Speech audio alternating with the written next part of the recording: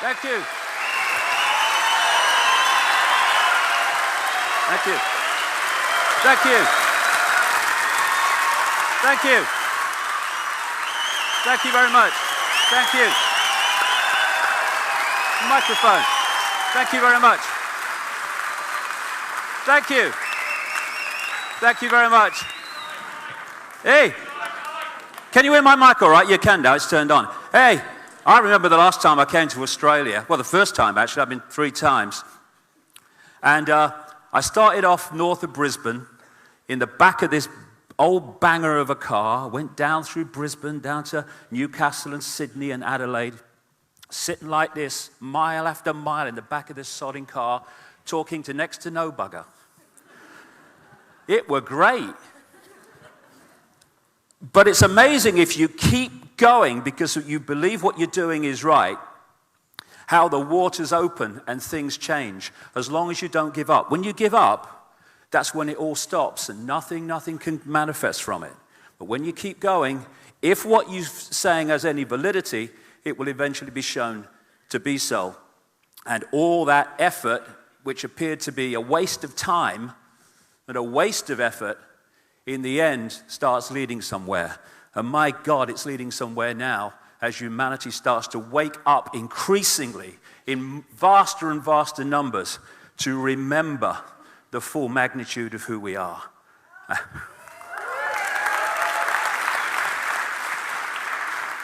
I'd like to thank Adam and all the team for putting this event on so magnificently. And I just ask one thing of you. I want no discord today. Well, actually, you can have discord, just don't blame me for it, okay? Because I'll tell you for why. A few days ago, I turned up at immigration at Melbourne Airport. 20-hour flight, knackered, and I'm standing there and in the line, and I go over with my passport, and it was amazing because she stamped it immediately, and I thought, that was quick, no questions. And I'm waiting for it to come back, and she turned around and gave it to some guy who was waiting behind. Would you go with this gentleman, sir? I've heard those words before, many times. And so I followed this fella. They were very nice, very courteous, and he takes me into these back rooms and hands me over to this lady, who takes me into this kind of bright white room, like an Agent Smith type room. And she puts this document in front of me that I have to sign to say that I've read it. And it said a number of things, but this is the key thing. Section 501 of the Migration Act 1958, the Act provides a discretionary power to refuse to grant or to cancel a visa if a non-citizen does not meet the requirements of the character test. Moi? A non-citizen will not meet the requirements of the character test if, among other things, there is a significant risk that they will vilify, incite discord in or represent a danger to the Australian community or segment of the Australian community. I think it's a good idea. I think we ought to expand it. I think we ought to have a character test for government ministers and officials. Reckon? I think so. I think so. Because if we did, Canberra would be a bloody ghost town, wouldn't it? And Westminster and Washington and all of them. Character test. Discord. Definition of discord. Lack of agreement among persons, groups, or things. Oh, call the bloody army out. Mustn't incite that. Tension or strife resulting from a lack of agreement, dissension. Well, that shut Parliament down for a sodding start, isn't it? A confused or harsh sound or mingling of sounds. Parliament again. There you go. And finally, inharmonious combination of simultaneously sounded tones, a dissonance. So if anyone's got a trumpet, play it in tune, or I'm in the crap here, okay? With the government. I don't know. And of course, like all this legislation, terrorist legislation, which doesn't define terrorist, this can be defined by the minister who makes the decision according to this document in any way they bloody like. But, as you know, I am someone who is known to bow to authority and bow the head, so I'd like to say that I take the warning extremely seriously, okay? I take the document extremely seriously, and I've thought of nothing else. I shall watch every word I say today.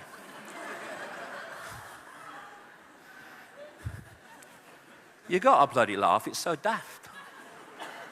And I guess there will be someone in the audience who's come to monitor what I say, otherwise there's no point in signing the document. And I'd just like to welcome them, wherever they are.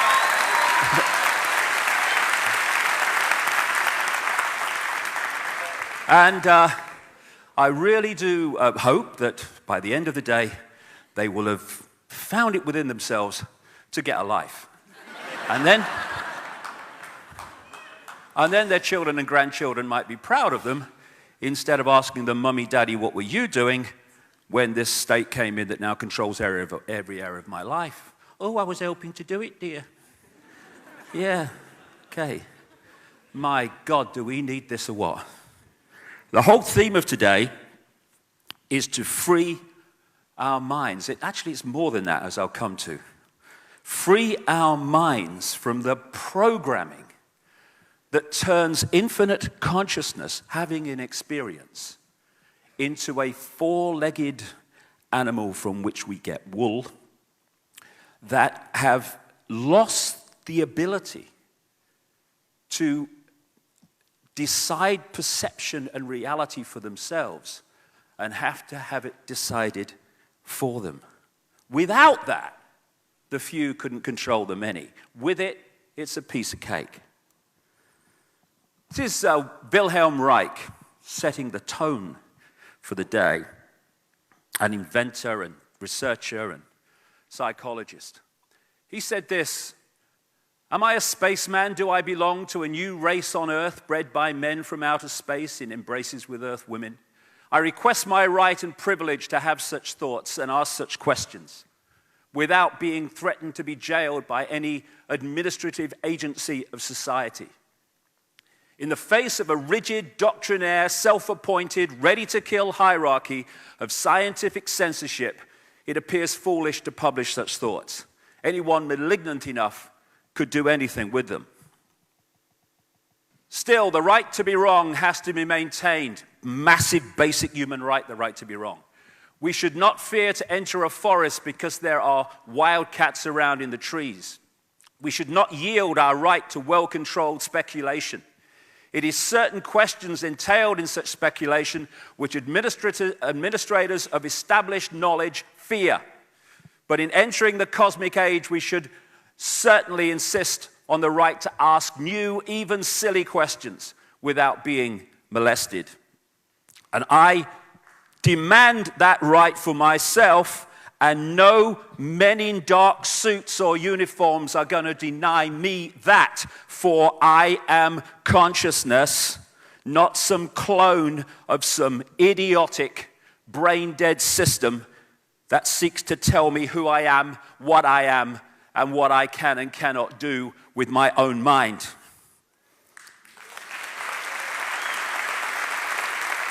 So,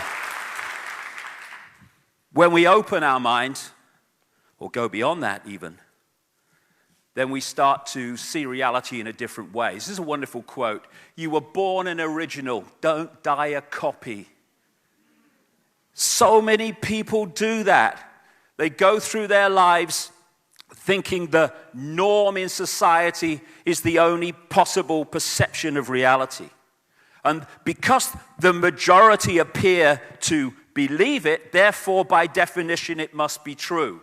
Truth does not change because it is or is not believed by the majority of the people. As Gandhi said, even if you are in a minority of one, the truth is still the truth. Or as this proverb says, the multitude is always wrong. And invariably, when you look through what we call history, it turns out that way. It is the people who have challenged that have moved us forward in terms of our understanding of who we are and the nature of the world we live in. Few centuries ago, the majority believed. Why? Because those people perceived to be all-knowing, the scientists and religious people of the day, said the earth was flat, and if you went too far, you'd fall off the edge. And people were jailed and vilified for saying, actually, it's a sphere. And then when the evidence becomes overwhelming that the earth is actually a sphere, then that becomes the new norm, and now anyone who says that it's flat is now ridiculed for believing that. The difference is, what is the norm accepted in society at any one time? And that's the truth that people follow. We live in a world of conflict and war and famine, where people, a few people, control and hijack the wealth at the expense of the vast majority. We live in a world which, take a step back, deep breath, look at it again, is utterly bloody insane. And we're asked to believe, and so many people do, that we are somehow at the cutting edge of human evolution.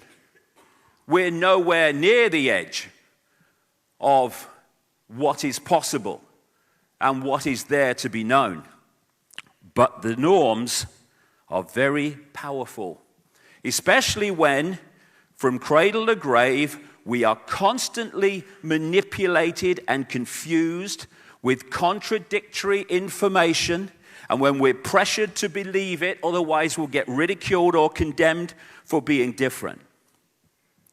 And we are in a situation, a world brilliantly described by this man, Michael Elner. Just look at us. Everything is backwards. Everything is upside down. Doctors destroy health. Lawyers destroy justice. Universities destroy knowledge. Governments destroy freedom. The major media destroys information. And religions destroy spirituality. That's where we are.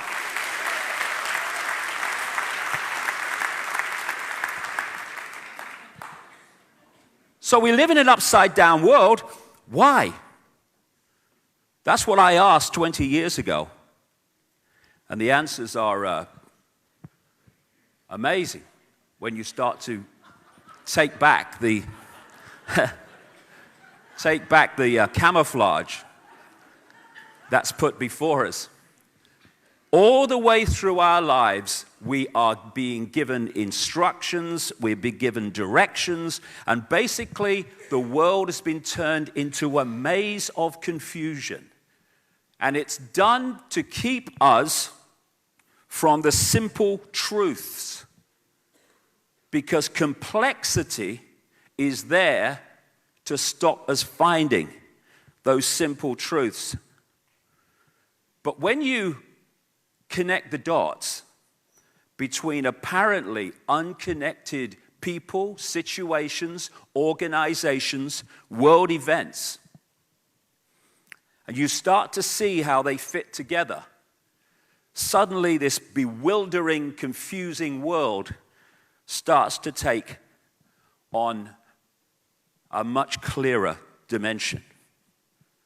Because only by connecting the dots over, as you'll see today, a vast range of subjects and situations and people, can you start to see why the world is upside down, why it is as it is, and crucially, behind that complexity, those smoke screens of complexity, why behind that is an amazing revelation of who we are and the nature of life, when we start to realize that far from being Ethel Jones or Billy Smith, we are all that is, has been, and ever will be.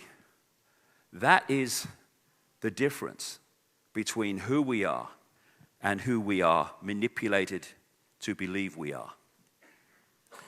And when you connect those dots more and more, And it's like putting a jigsaw puzzle together. It is putting a jigsaw puzzle together.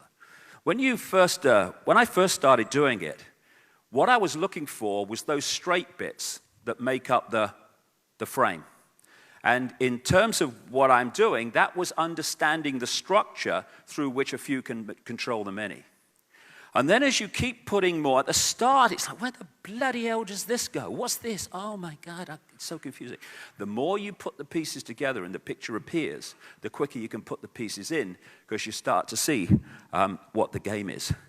And the elephant in the living room is that there are two streams of reality going on together.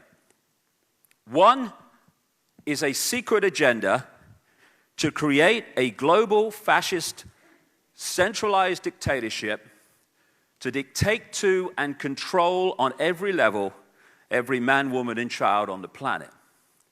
Going alongside that is what I call the movie. That's the version of the world that we are given through the mainstream media, through what we call education.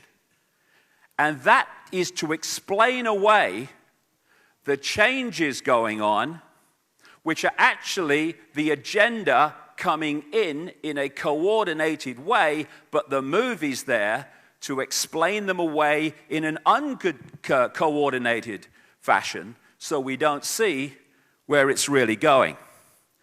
Those days for so many people are now over because we can see where it's going, where it wants to go.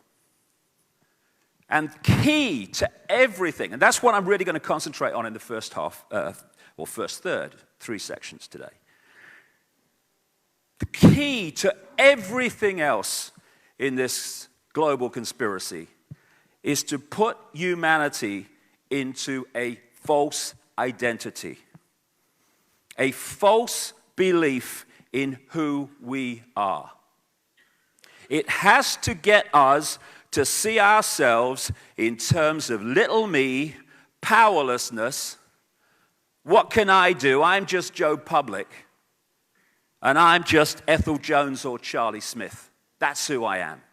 I'm the reflection in the mirror. That's me. I have no power. When in fact, we are infinite consciousness having an experience as Charlie Smith or Ethel Jones. But what the manipulation has to do to put us in the box of mass control is to persuade us that we are the experience. And they've done it brilliantly so far.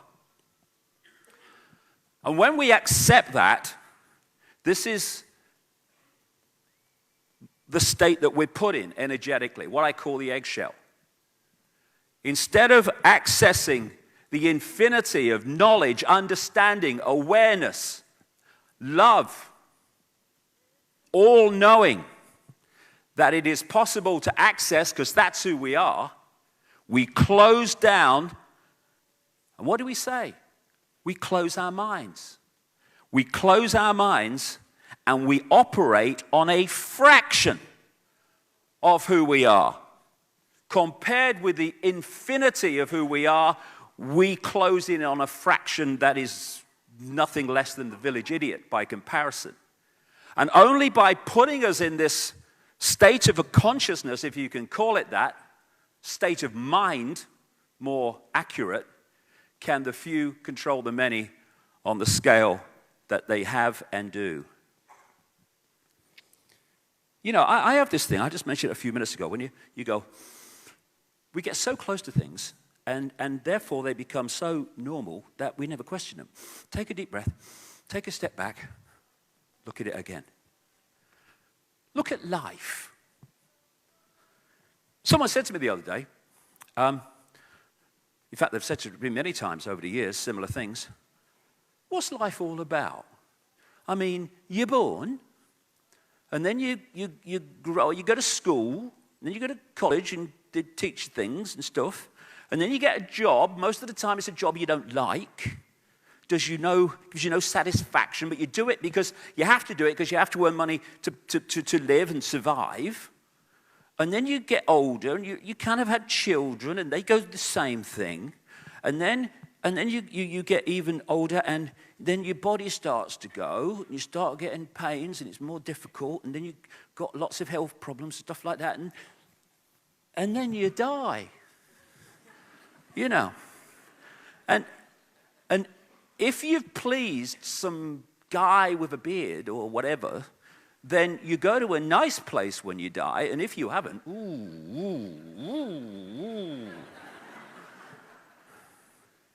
and you look at it, and people don't live overwhelmingly, they exist. They stay alive between point A and point Z. And this is life. I think we can do better than that. The reason that's what life has become is because we have become people who live not a life, but a program. A computer program that follows the program through what we call life. And instead of living life, we let life live us, the program live us. And the program is working all the time to keep us in a hypnotic state, because that's, as I'll come to, is basically where most people are at, in a hypnotic state. And it's incessant. Tick, tock, you are feeling sleepy. You have no power. You must serve the system. It's a mind game. It has to be a mind game because there's not enough manipulators to physically control the population, so they have to do it through mind, through perception. And through that, by the way, get the population to police each other. They put us in prisons of the mind, where we instead of expanding out to all possibility, we have these belief systems, which are nothing more than programs, computer programs, religion, politics, race, self-identity. We are all that is, has ever been, will ever be, and yet once you take on a religion, that goes zoom. Or I'm a Christian, I'm a Muslim, I follow Judaism, and I'm Hindu. Boom! Rules, regulations. You can't say that. You're not a Hindu if you say that. You're not a Christian if you say that. Oh, sorry, oh. And then there's politics. Oh, you're not a Republican, are you? You're not a Republican if you say that. You're not a Democrat. You're not this. You're not that. Oh, I'm a black person. I'm a Jewish person. I'm an Arab person. I'm a middle-class Englishman. That's who I am. It's my race. Boom. What is identifying? Not, experiencing being in a race and enjoying it and all that stuff. I like being an Australian and all that stuff. No problem with that, as long as you realize it's an experience. Once you identify with being the race, you are identifying with being the body, which means you're identifying with being Charlie Smith and Ethel Jones. Gotcha! Which brings us to self-identity, which is the key one. Stop them understanding who they really are, because then we're right up the Swanee. As Mark Twain said, in religion and politics, people's beliefs and convictions are in almost every case gotten at second hand, and without examination from authorities who have not themselves examined the questions at issue, but have taken them at second hand from other non-examiners whose opinions about them were not worth a brass farthing. That's how belief systems come about. The earth's not round, you're mad. By the way, if there are people here, I'm sure there must be, who've never heard my stuff before, all the very best. Because we're going to go into some very strange places before this day is out. He's just said the Queen's a lizard. He couldn't have done. He couldn't have said that. He did.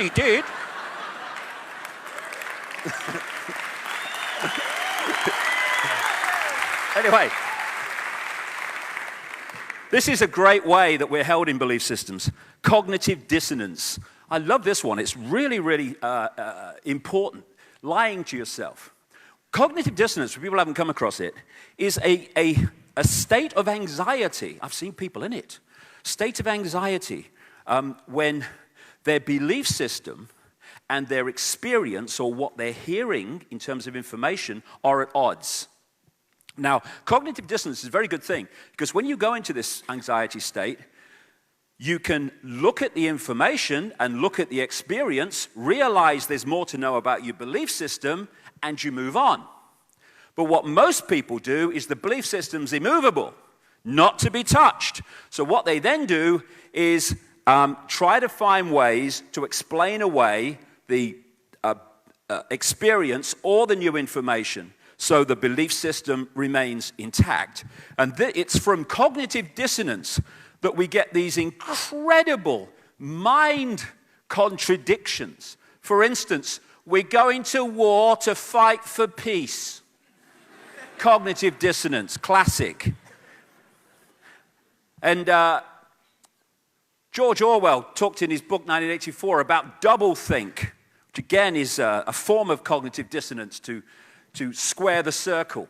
Doublethink means the power of holding two contradictory beliefs in one's mind simultaneously and accepting both of them. Fighting for peace. And that's where this comes from. War is peace, freedom is slavery, ignorance is strength. And only by persuading us to take on these contradictions and accept them as real can the few control the many. And the idea, and my goodness me, they've got so many people in this world in this state, the idea is to keep us in a total and constant state of confusion. Thinking the world is sane when it's utterly crazy. Like doctors destroying health. When you realize what the game is, when you've connected enough dots, that is not a contradiction at all anymore. It's only a contradiction when you don't know what the game is. Doctors destroy health because it's about wealth, not health. Pharmaceutical companies are not there to bring health to the population. They're there to scam them on one level for vast amounts of money. They're not interested in curing people of cancer. They're making too much money treating the symptoms in this assisted suicide we call chemotherapy. And also to so drug the population in various and many ways that, again, our ability to think straight and sharply is destroyed. This guy, William Osler, Canadian physician, he said one of the first duties of the physician is to educate the masses not to take medicine. I like him. I don't know why he said it, but it's true.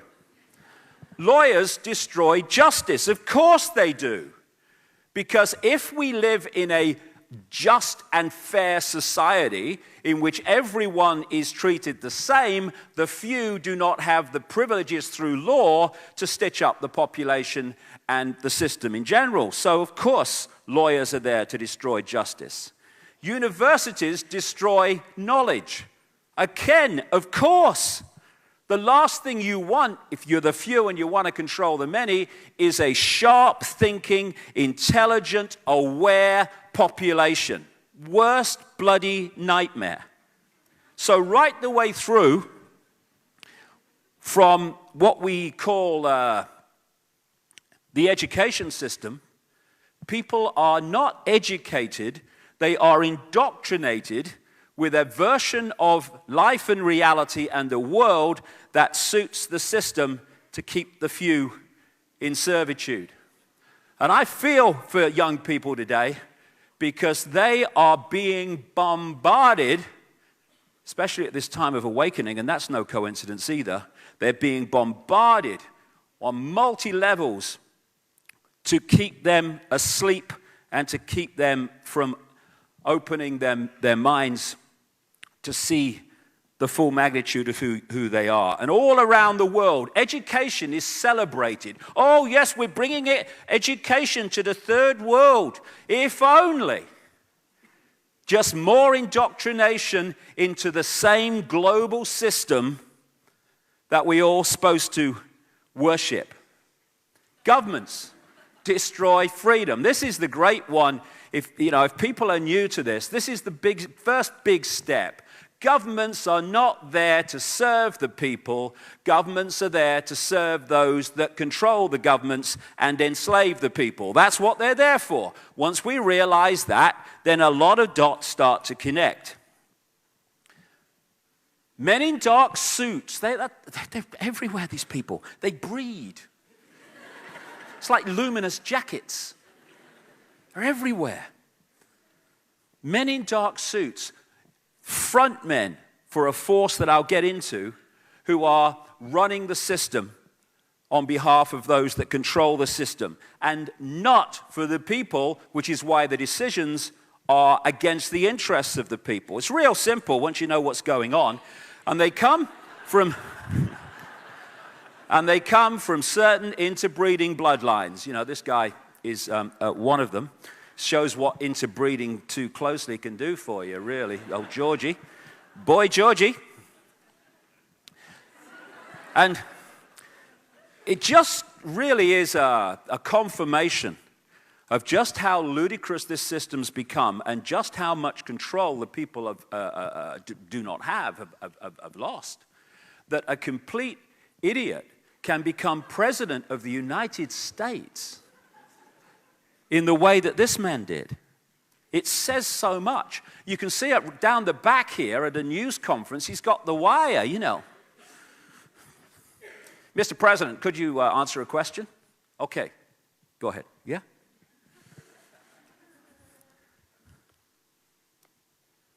Our enemies are innovative and resourceful, and so are we. They never stop thinking about new ways to harm our country and our people, and neither do we.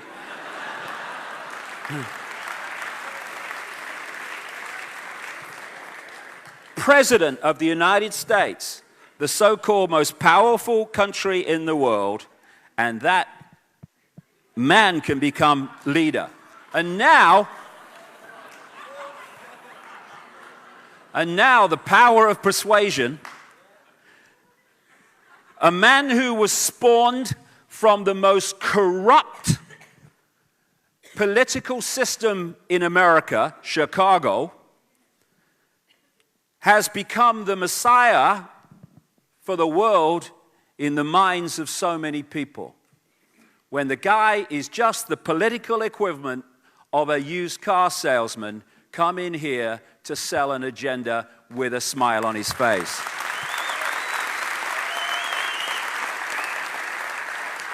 And while we stand by and allow this to happen, our freedoms and freedom of speech is being taken away.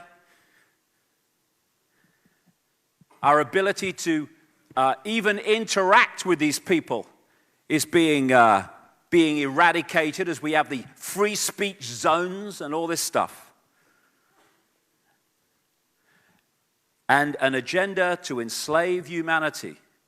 In the next few years, in terms of its the direction it wants to go in terms of its full-scale control, unfolds all the time. And these people are fundamentally responsible.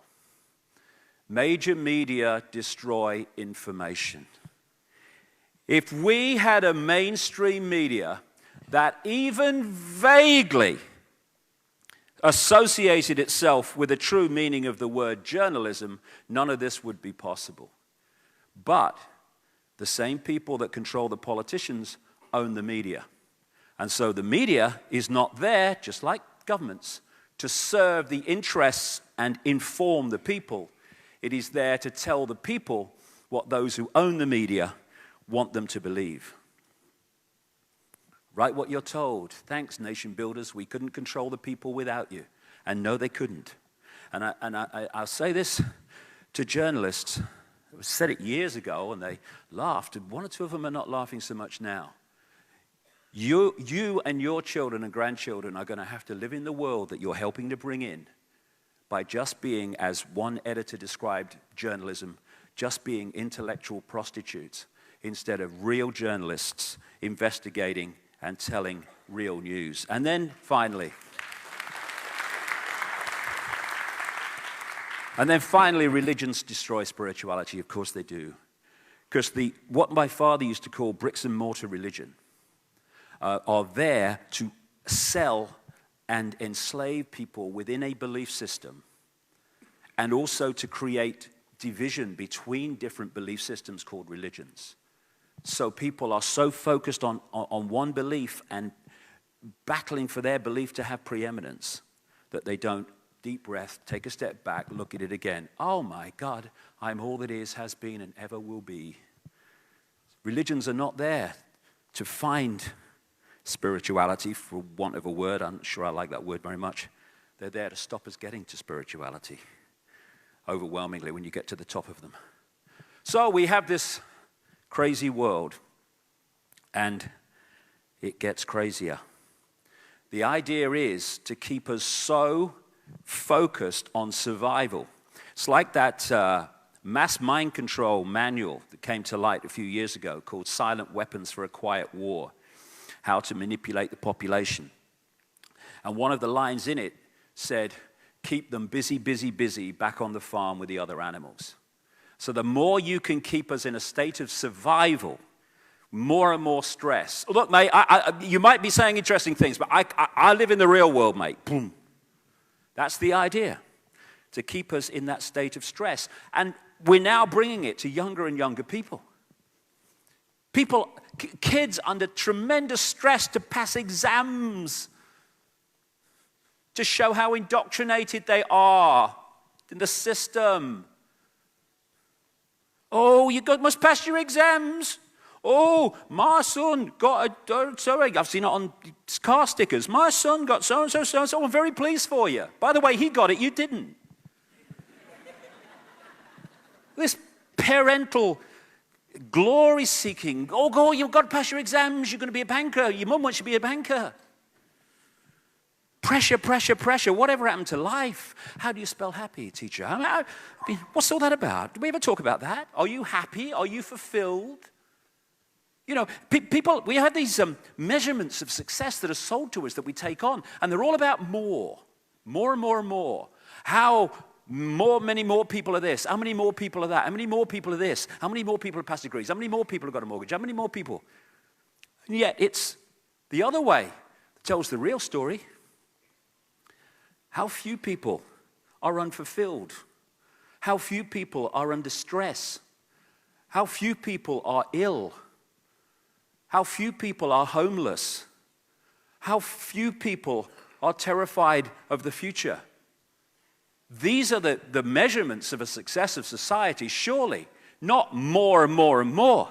You know, we have an economic system which I call take, make, and throw away, where the whole thing of success is called economic growth, is how fast you can take from the earth, turn it into things, sell more things, throw away more things, and start again. The faster you do that, the more successful you are.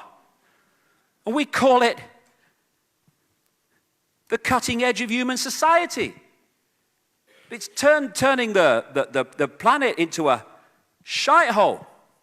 And we have the cleverness up to a point, although if we went to wisdom, we would find that technologically we would advance by enormous strides.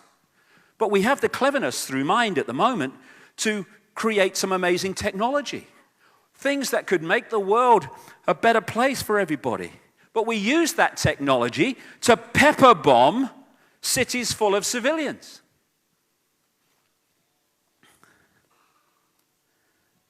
We are now such at the cutting edge of human evolution that we can kill more people than ever before.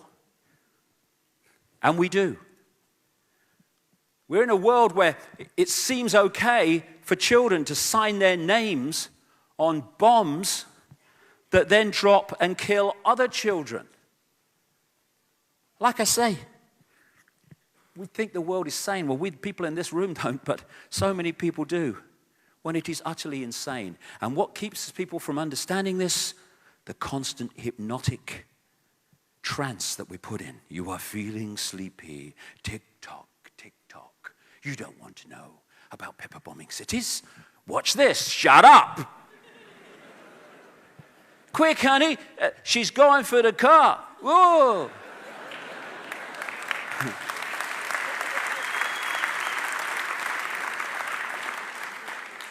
We live in a world of plenty, and yet people starve for the want of the basics. We have food galore in some parts of the world, which comes often from the parts of the world that go hungry. And we throw away more food than most people eat in many, many months. I've seen this in Ecuador. People living on rubbish tips, waiting for the vans to come from the Western hotels to pour the rubbish food, thrown away food on, and then they go and eat for the day from it. The world that we have allowed to happen. But don't look at that. Tick-tock, tick-tock. Look at this. Shut up. Hey, quick, honey. The Steelers are going to score. Cool, yeah. I've got nothing against that. I love sport. But if we are in a situation where that becomes the focus of our reality at the exclusion of everything else, then while we're looking here, hell is going on here to stitch us up in the way that we have been. Oh, shut up. What's on the telly, honey? And then we drop bombs on the most crowded piece of land on the earth, Gaza. We protect ourselves. That's what we're doing. We do it to protect ourselves, apparently. This is what we do. This is liberation. Yay, liberation. And it's been going on. This is Vietnam. In the 20th century, humans killed well in excess of 100 million other humans in wars and conflicts. And it's still going on. Tick-tock, tick-tock. Well, you don't want to see that. Hey, quick, honey. Paris Hilton's half naked in the back of a limousine. Come and look. It's really good. And that's the new religion. Instead of living life, hey, this is me, I'm going to live my life. Ooh, isn't that she got a nice dress on this show, isn't she, and stuff. Oh, look, she's going to marry so-and-so. Oh, they're being divorced, yeah. It's the new religion, the celebrity, the religion of celebrity.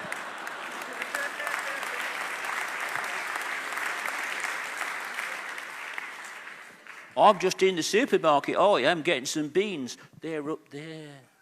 They don't have to shop in the supermarket because they're different.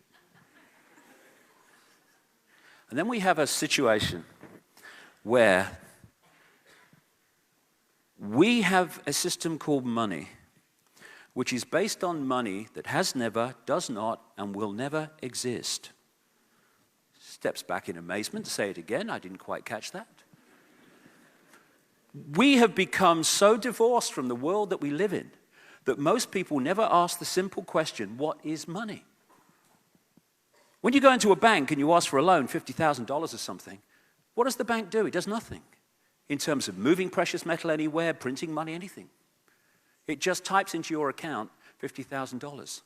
And from that moment on, you start paying back interest and eventually the principal, if you're lucky, on the $50,000. Because the same people that have controlled the politicians and the governments have controlled the banks, legislation has been passed which allows banks to lend at least 10 times, and my God, it's at least 10 times, what they have on deposit.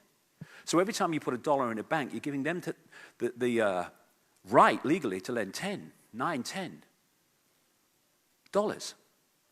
And interestingly, when you, say, take out a loan for $50,000, that $50,000 has been given to your computer screen on the basis of someone else putting a fraction of that in the bank. And then you take that $50,000 and maybe you give someone $20,000 to buy something. They'll take that $20,000, which has already been created out of nothing, and they'll put it in another bank. Now the $20,000 from the original $50,000 gives this bank the right to lend 10 times the $20,000. And so it goes on. What a bank can create out of nothing and charge interest on to the population from $1 or $100 or whatever the figure is fantastic. And we don't ask questions. I've talked to economists, who are earning cuckoo land amounts of money on the telly and stuff. I say, what is money? How is it created? They can't tell you. They never thought about it. It's just there. It's governments. No. It's the DNA of this society which holds this society more than anything else in so many ways, on a physical level, in servitude. Money created out of nothing, called debt, credit, which we then spend the rest of our lives paying back. But don't look at that. Don't let them know that. Tick, tick, tick. Hey, quick, honey, it's the Jerry Springer Show. This man's going to punch his girlfriend. Come and look, honey. These are all the diversions, constantly. And then, of course, these people will tell you all the news that those that own the media want you to believe is true. It's what news is. And the whole foundation of all of it is be afraid, be very afraid. The big bad monster is coming as soon as we've invented him. Keep people in fear. Keep people in states of stress. And crucially, this will have implications as we go through the day, keep them in a state of surviving. Because while they're doing that, they will be in a state of focus on survival rather than looking at the big picture of what's going on. And so we've reached a point now where we really are at this fork in the road. We can go one way or we can go another, but we have to make a choice between the two, and we have to make it now. One way will take us into a global fascist dictatorship, an Orwellian state, well within the next 10 years. When what we say, what we do, where we go, will be controlled, monitored, and imposed by a police state in every country. We're seeing it unfold by the day. The other choice is that we stop shaking in our shells or shaking in our boots. Stop keeping our heads down because we think it's easier that way. And we start to know thyself. We start to understand the full, extraordinary magnitude and genius that we really are when you sweep away, delete the programming that has put us in the state that humanity has become. And when you reach that level, you stop taking this nonsense seriously. And when you stop doing that, it stops being intimidating to you. We're told, American word you hear so often, we're told you must comply. Compliance, that's what it is. The police state, you must comply. You must not incite discord. You must comply.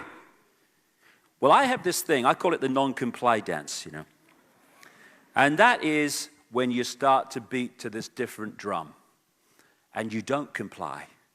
You don't comply with your own enslavement. You don't comply with your own servitude. And we stop building and acquiescing to the building of our own prison. Comply! No. Do what we say? No. Your house is foreclosed. Leave. No. Hundreds of thousands of people in America, I was there for 2 months recently, hundreds of thousands of people every month are losing their homes. Now, hold on a second here. Let me just follow this round just a little bit. They're losing their homes because they've lost their jobs. They've lost their jobs because of what the banks have done. But now, because they've lost their jobs because of what the banks have done, they can't pay their mortgage to the banks, and so the banks come along and take their home when the banks have caused the problem in the first place. And hundreds of thousands of people in America are leaving their foreclosed homes every month. Why? Stay there. Refuse to leave. Then say to the system, okay, deal with that, darlings. Hundreds of thousands of people every month. You've got to come and take them out of there. Well, we can't be able to go. Of course you haven't. It's only possible for this nonsense, this grotesque injustice to happen because people acquiesce. Oh, well, we better leave. Non-compliance. Ooh, I'm inciting discord. Good.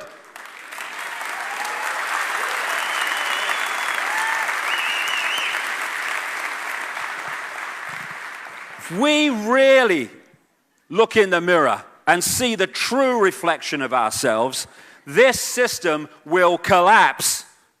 As Martin Luther King said, the ultimate measure of a man is not where he stands in moments of comfort and convenience, but where he stands at times of challenge and controversy. We are at that time of challenge and controversy. Where do we stand? Comply or non-compliance?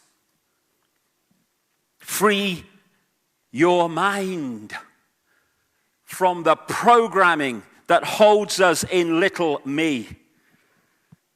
Free ourselves from the hypnotic trance we've been put in. It's a mad, mad, mad, mad, mad, mad world, yes. But why? Because what has been kept from us crucially, above all else, is who we are, the nature of life, and the nature of the reality that we live in. I started out after ridiculously outrageous things happened to me about 20 years ago. The top of my head blew off, and it was never the same again. Thank you, God. I started to ask big questions because unless we ask the big questions, and most people don't because we're so focused on survival and today, surviving another day, you never get the big answers. How can you? And when you ask the big questions, the world looks very different. You start to realize, for instance, that there is a multi-leveled conspiracy to enslave humanity on multi-levels, mentally, emotionally, and therefore physically. And some other questions I started to ask, and this is where I want to concentrate on in this first section, because it's so important, because in the second section, when I get into the conspiracy as it's unfolding today in our everyday lives, that will start to make so much more sense in terms of why society is as it is, why it's structured as it is, why things are done as they are, once we realize what reality is. Who are we? Where are we? What is reality? What is life? How many people in the world actually ask that in their entire lifetimes until they get towards the end, maybe? And when you ask those questions, you realize it's all an illusion. This physical world that we take so seriously, that we think is so real, is just an illusion decoded by our body computer system to give the illusion of solidity. Great American comedian Bill Hicks, who said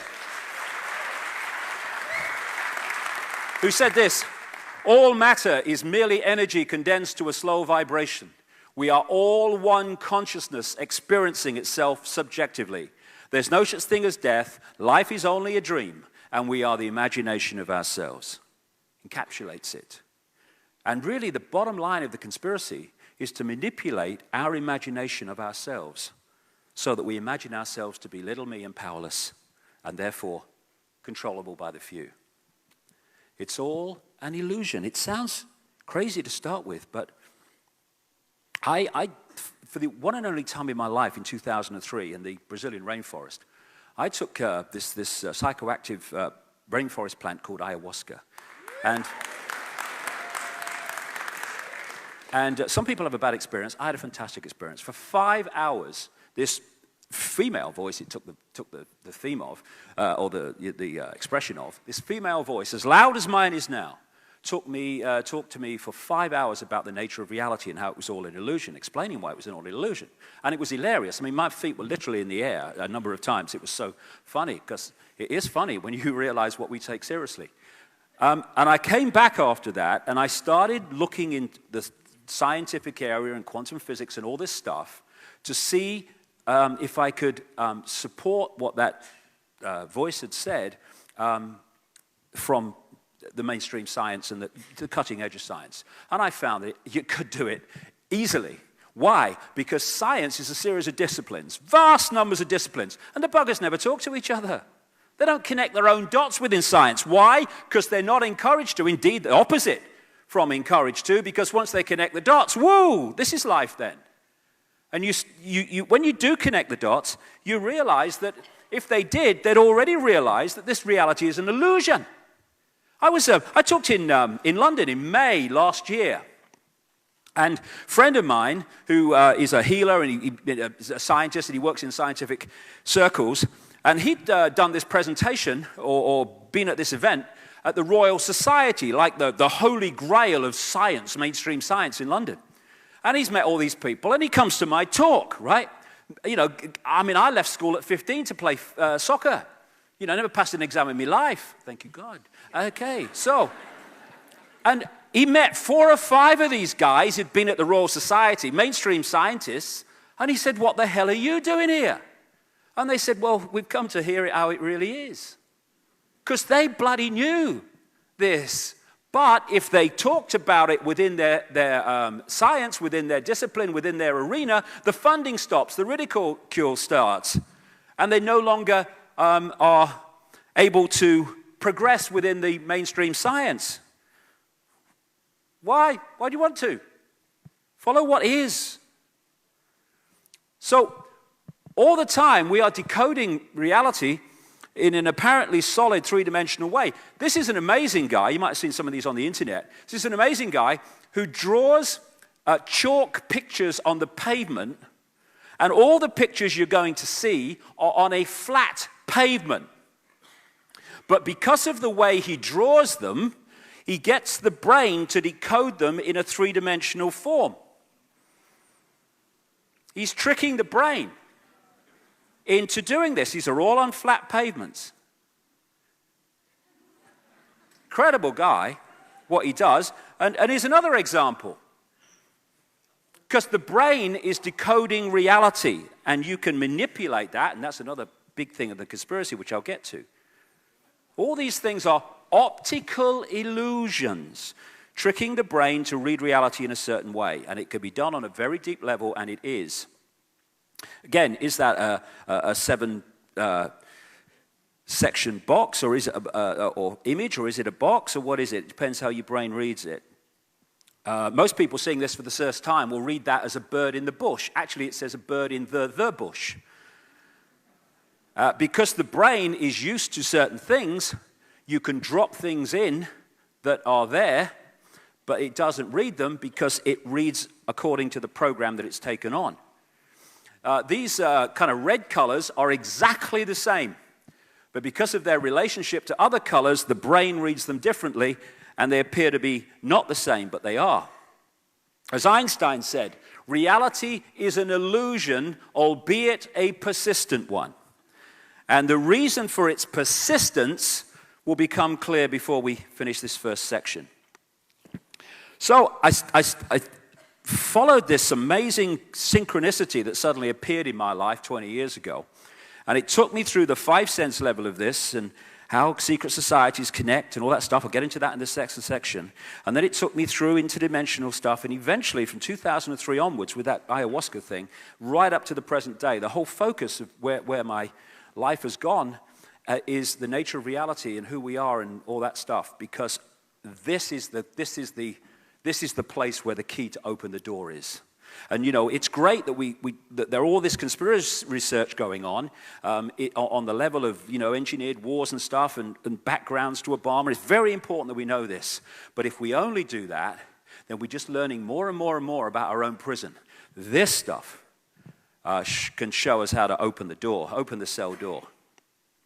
So when you ask the question, where are we? We're in a virtual reality universe. In so many ways now, technology, although on a far more basic level, is starting to mirror the reality we're actually experiencing. I saw this cartoon. I thought it was very apt. The universe is amazing, isn't it, Captain? It's very mysterious. A lot of things we don't know about, like dark matter, dark energy, multiverses, system error, reboot, reloading universe. We know less than you think. And although that's a kind of simple kind of analogy, that is basically what we're looking at, a virtual reality universe of incredible sophistication compared with the virtual reality that we have in this world now, but the theme is just the same. Even in this comparatively Stone Age level of virtual reality that we're in at the moment, things are getting more and more sophisticated, and the quality of the images are getting more and more advanced. And if we keep going on this level into the far distance, as we perceive distance and perceive future, we'd end up with something like this eventually. This guy here, part of him is the real him, part of him is the virtual reality him. And again, the theme is just the same. Our virtual reality is getting more and more. I mean, there's more and more virtual reality simulations to teach people how to do things. Films like this stuff to help soldiers train and all that stuff, and flying simulations. And this is in a hospital where they put people on a virtual reality system when they're treating their burns, and the virtual reality is feeding them things that are images that are very cold, which the brain is reading and decoding, and it makes the pain of the dressing, etc., far less than it would be, because the brain's not decoding this to the extent that it would, because it's also decoding the opposite to it through the virtual reality. And what is virtual reality? These games. You have the goggles that use the eyes sense. You have the gloves that use the touch sense. The virtual reality games that we are using, and the more advanced ones, are simply mirroring reality. They're mirroring the five senses and using the five senses. Because what the five senses are doing is receiving vibrational information. It's what they do. I mean, the ear's the obvious one with sound, but they're all receiving vibrational information, turning it into electrical signals, another form of the same information, passing it to the brain, which then decodes that into the world we think is out there, but actually this only exists in here. We talk about space and distance, but when you look into the night sky and you see all those stars, all those lights from stars are where they used to be, anyway, and they seem so far away, and yet the only place they exist in that form is in our decoding system that turns them into an apparent physical world. So that's where the world exists. Imagine if you're the few and you know that, and you keep that understanding from the population, and you know that all you've got to do is manipulate the population's decoding system, and they will experience the reality you've manipulated them to decode. That's what's going on. That's why it's kept from us the true nature of the reality we're living in, because then we become controllable. This is absolutely right in the Matrix. This isn't real. What is real? How do you define real? If you're talking about what you can feel, what you can smell, taste, and see, then real is simply electrical signals interpreted by your brain. That's what it is. The world we think is out here only exists in here. And that is a fundamental revelation to understanding how the few control the many. On one level, this reality is digital. It's a digital reality on one level. It's vibrational on another one. There's many levels of it. And it's a decoded world in terms of its physicality. The body is a computer, a biological computer. By biological, I mean it has the ability to think for itself. It's not that it's just reacting to data in the way that it's programmed to react to data. It has the ability to think for itself, certainly up to a point. And the key level of the conspiracy is to get us to believe that we are the computer and therefore forget that we are that which is working through the computer, consciousness, false identity. So, who are we? Big question. We think we're humans. We think we are Joe Bloggs and Bill Jones. But that's an experience. What we call human is an experience. It's not who we are. We are consciousness, energy, consciousness, having the experience. This is the vehicle to experience this reality. If I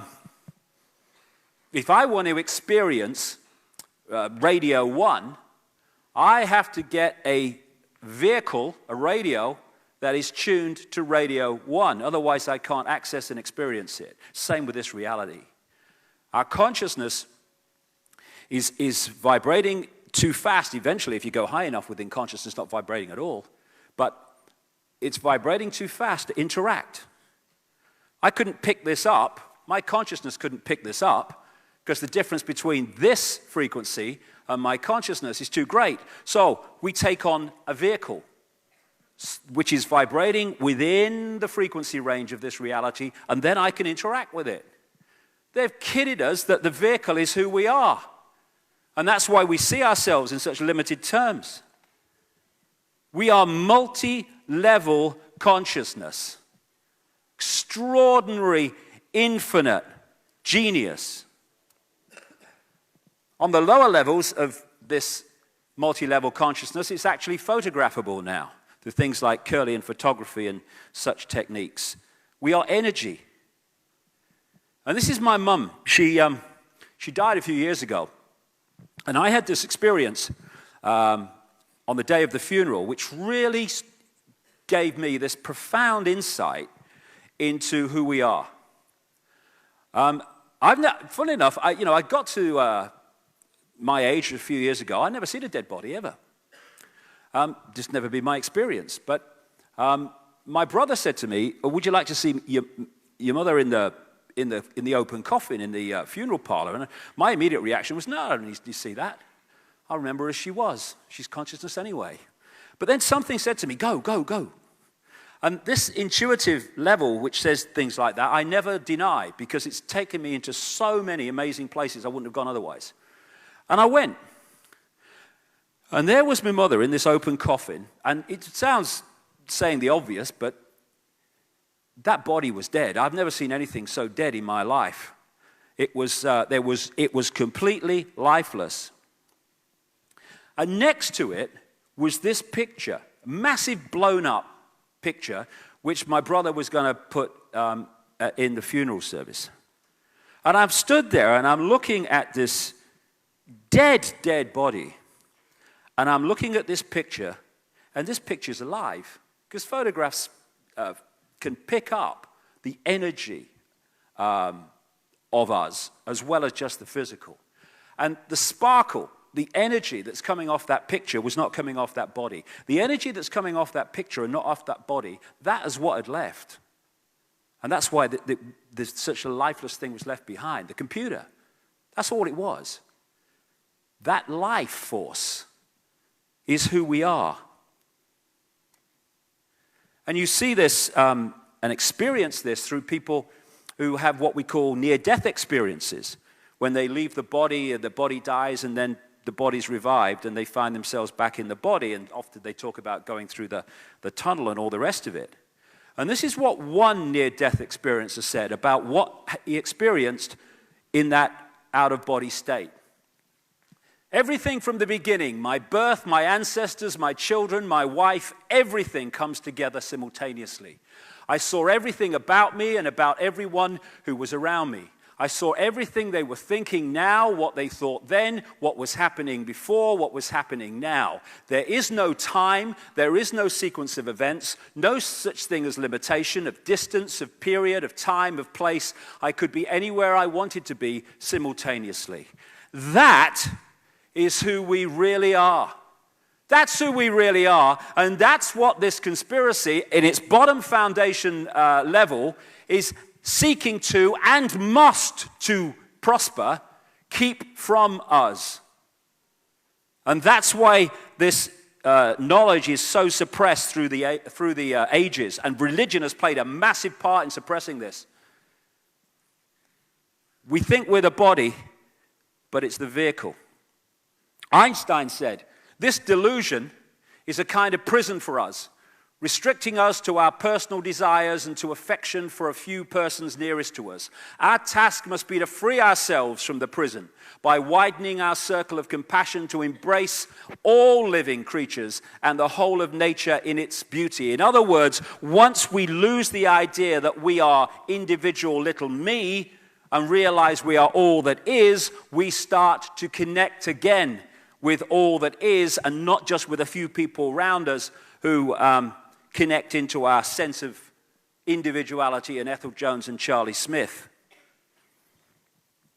Any picture of this theme, this type, is from a guy called Neil Haig, who's a great friend of mine in England, an artist, and he's a very, very original artist. And he has this unbelievable ability to not quite read my mind, because I do explain what I want and what I'd like him to portray and stuff, but he has this wonderful ability to then deliver a picture, and I go, crikey, if I was an artist, and I'm shite, I would draw it exactly like that. That's what was in my mind. It's an amazing connection that we seem to have. And this is the difference, a real important difference that I want to make. Okay, again, it's all words and it's how they're defined. I'm going to define the words for this day. Consciousness is the word I'm using for what we really are. All that is, has been, ever will be. And consciousness has an experience within this reality if it chooses to. However, as I said about we must take on a shell and all that stuff to interact with this reality, it's very similar to if you want to go on the internet, you can't just sit there in a chair on an empty desk and go on the internet. You need a conduit, you need an interface through which you can access that collective reality we call the World Wide Web, and it's called a computer. What consciousness does is exactly the same in a fantastically more sophisticated way. It takes on what I call the biological computer, the body, as its interface. And the body and its immediate energy field, I'm calling the mind. And the is very important. Because for me, the more that I kind of start to understand this, we talk about my mind, your mind, his mind, her mind. No, I would say that's not how it is. It's the mind. The mind is the interface between consciousness and this reality. And you can be a Wall Street banker over here and a New Ager over there and still be in the same mind. And what the conspiracy is about, in its primal level, is pulling us and our point of perception into the vehicle, into the interface, the mind, and out of consciousness.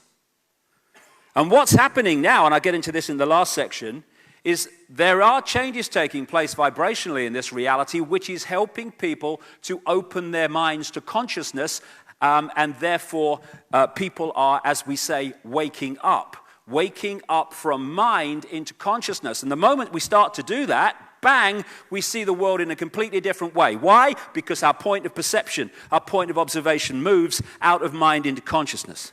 And the mind is a very good thing, because we can use that to interact with this reality. And the mind operates through something called thought, which is a very, very low level of perception.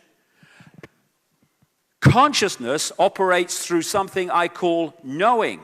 It's all knowing. It's all that is, has been, and ever will be. Therefore, it's not constantly working things out. That's why when you enter a state of consciousness, you go into a place of silence. When you're stuck in mind or interacting with mind, that's what the chatter is all the time. The mind never shuts bloody hell up. Whereas you go into consciousness and there's silence. Why? We live in a world of things. And everything seems to be things. We live in a world of noise, constant noise now. But that's not the prime reality, though we think it is. The prime reality is consciousness, which is silence. It's silence because it doesn't have to work things out, because it knows. And we think silence is nothing. So we say, can you hear anything? No. Nothing. No. Nothing. And yet, everything comes out of the silence and goes back into the silence, because what consciousness is at its highest level is all possibility, all potential. And in the silence is all potential, all possibility. And then when I start talking, I'm pulling through sound one possibility out of all possibility, and now through the senses, now I'm in one possibility. So when we have silence, and I start talking, the noise comes out of the silence, and as soon as I stop talking, the noise goes back into the silence. And it's the same with space. With space, what is space? It's no thing. The reality here is things. But what defines this theater? As much as the things, the seats and the ceilings, what defines it is the no-thing. And in the realm of things, things come out of the no-thing.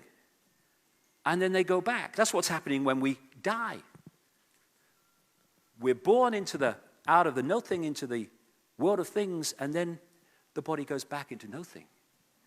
And one of the things that stresses people out, if we could come to terms with it, would be a lot more helpful, is we're always trying to find stability and permanence in a world of things, when the world of things is, by very definition, totally impermanent. The permanence is the no-thing, the silence, consciousness, which is what we always will be.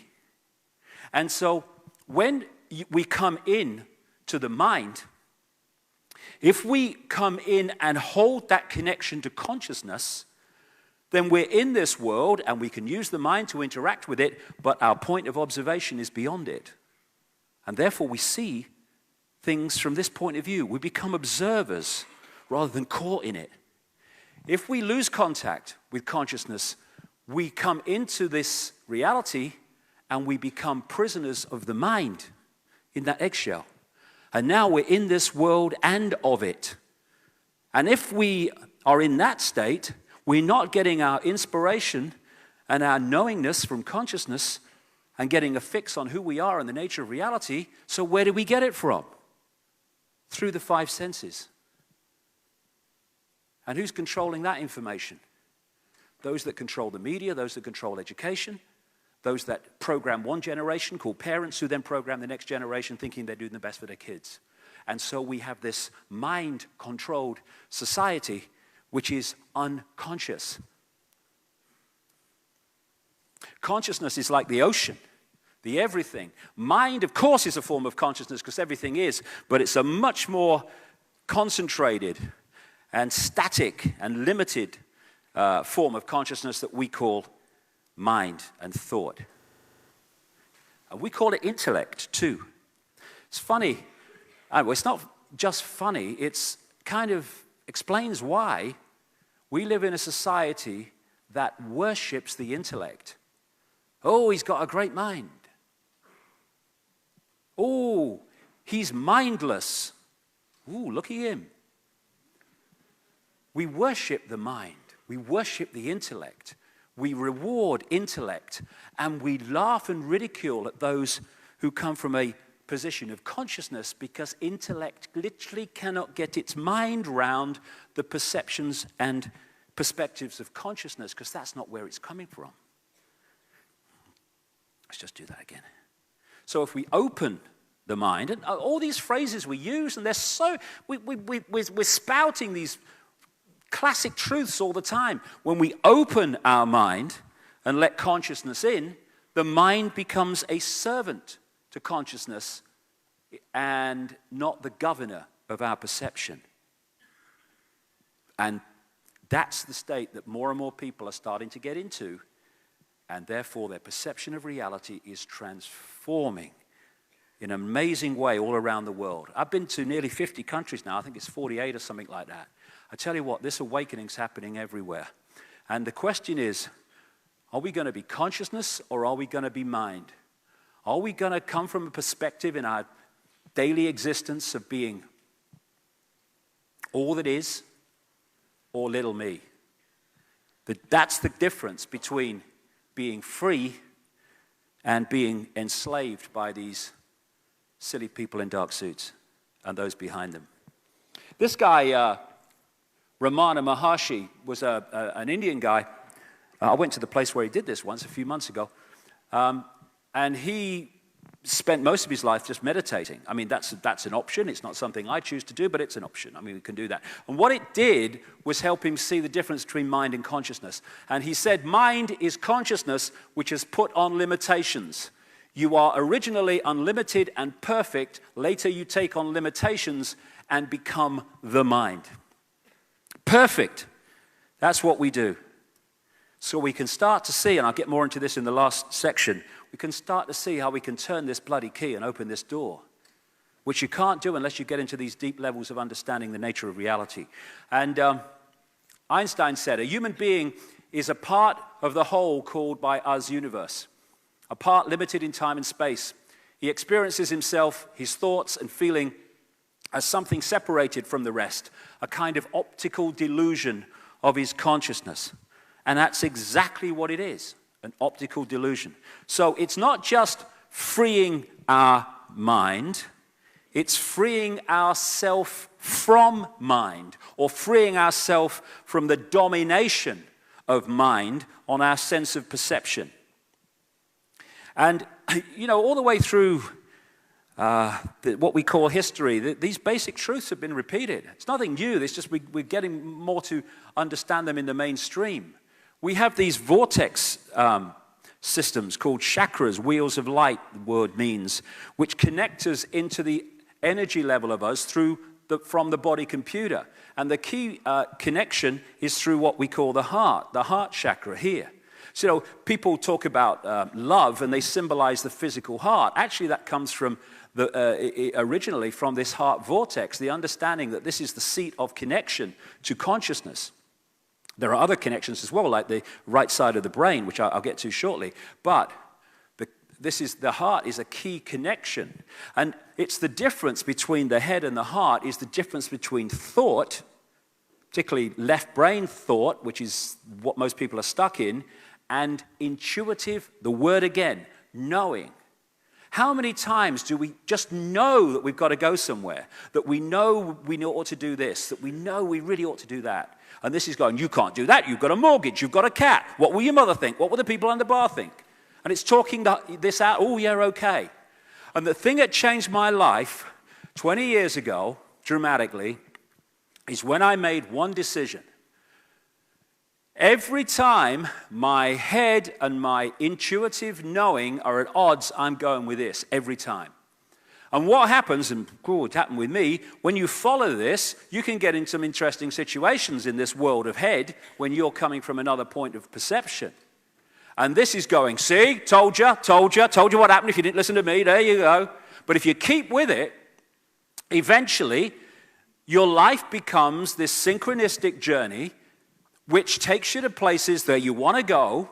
And after a while, this observes and it goes, hold on a second, you might get into some scrapes when you follow this, but it all works out in the end. And it all works out not because or despite the scrapes you got into, but because of them.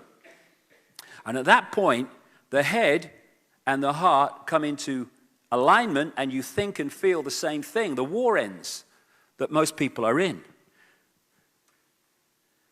The heart has its own energy field.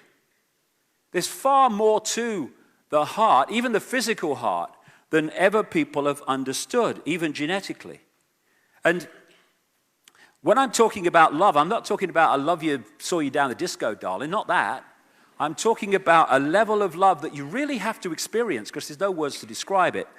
And when I was in that ayahuasca state, the opening line of this female voice was, the only thing you really need to know is infinite love is the only truth, everything else is illusion. In other words,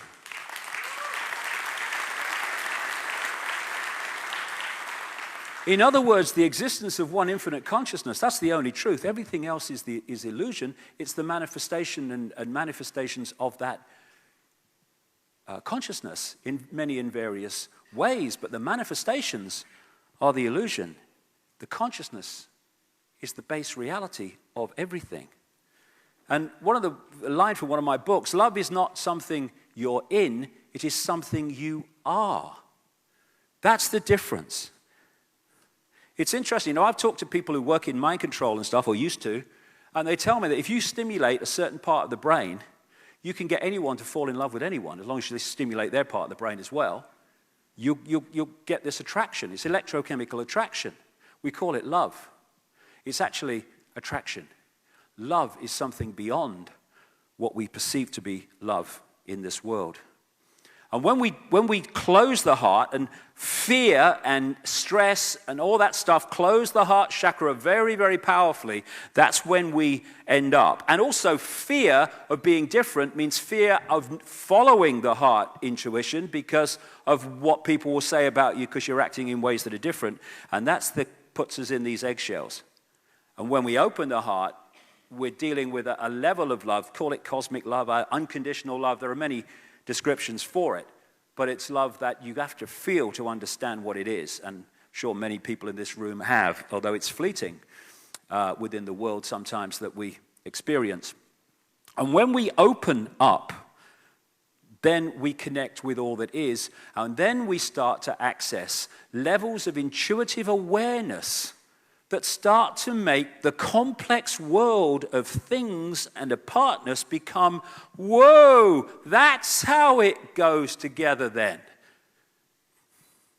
And without that, we're just lost in confusion, lost in the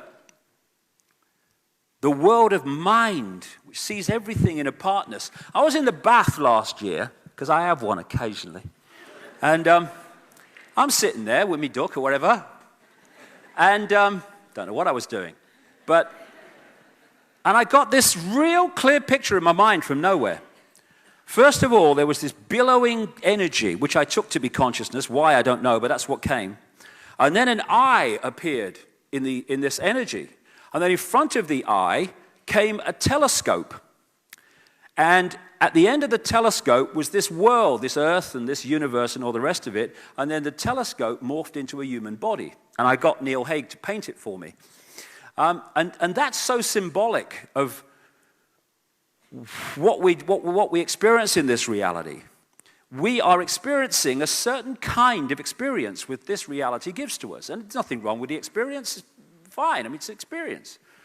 But what the body does is it telescopes us into a certain range of frequencies and therefore perception.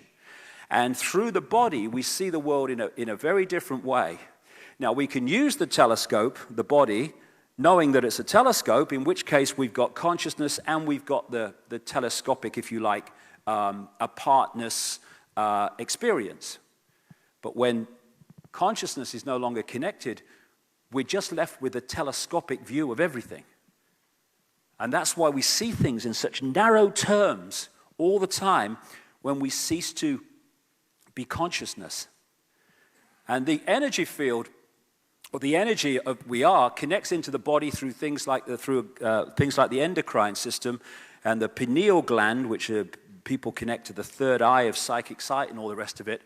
And that's how we connect into the computer.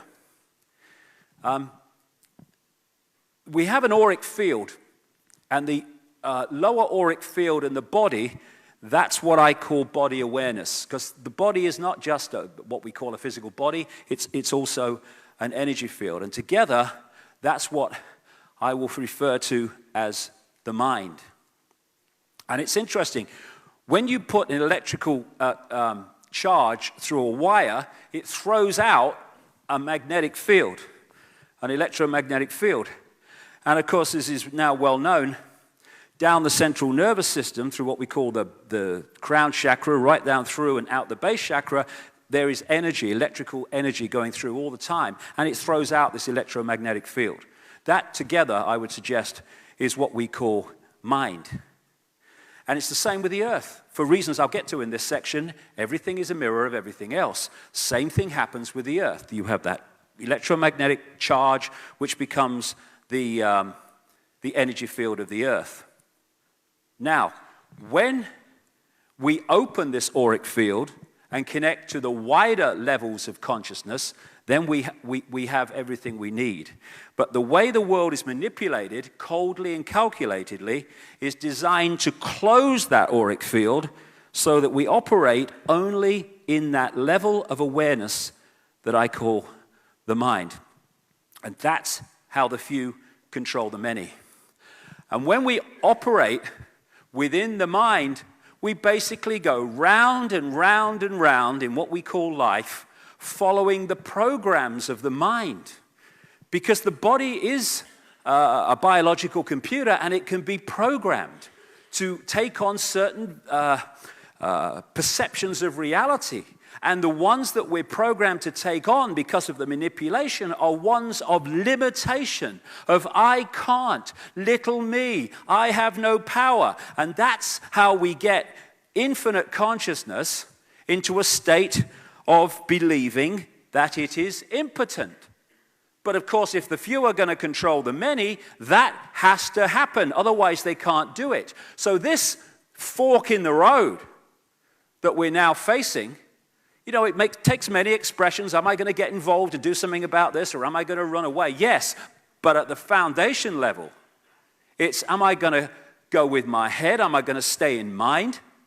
Or am I going to go with my heart and go into consciousness? Ideally, a balance of the two, but that's the choice, and this has to be the governor, and this the servant. In most people, this is the governor, and that's why we have the world that we live in. We live in a world of mind. Pope John Paul II said the worst prison will be a closed heart. I must say the irony of someone from the Roman Catholic Church saying that is not lost, but I do take the point. And the heart is the key.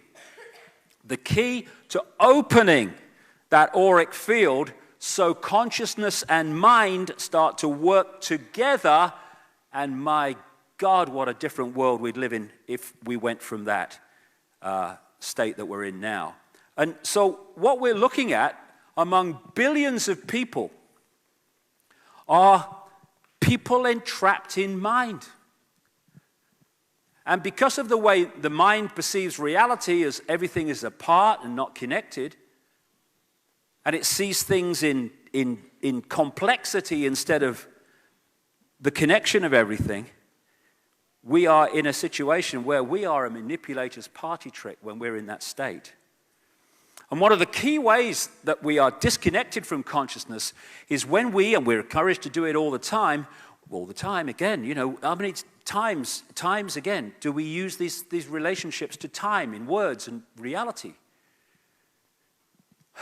I used to find it, when I was in mind, like everyone else gets caught in mind, I was trying to work out years and years and years ago this thing that there was no time. I knew intuitively there was no time, but I couldn't get my bloody head around that bugger.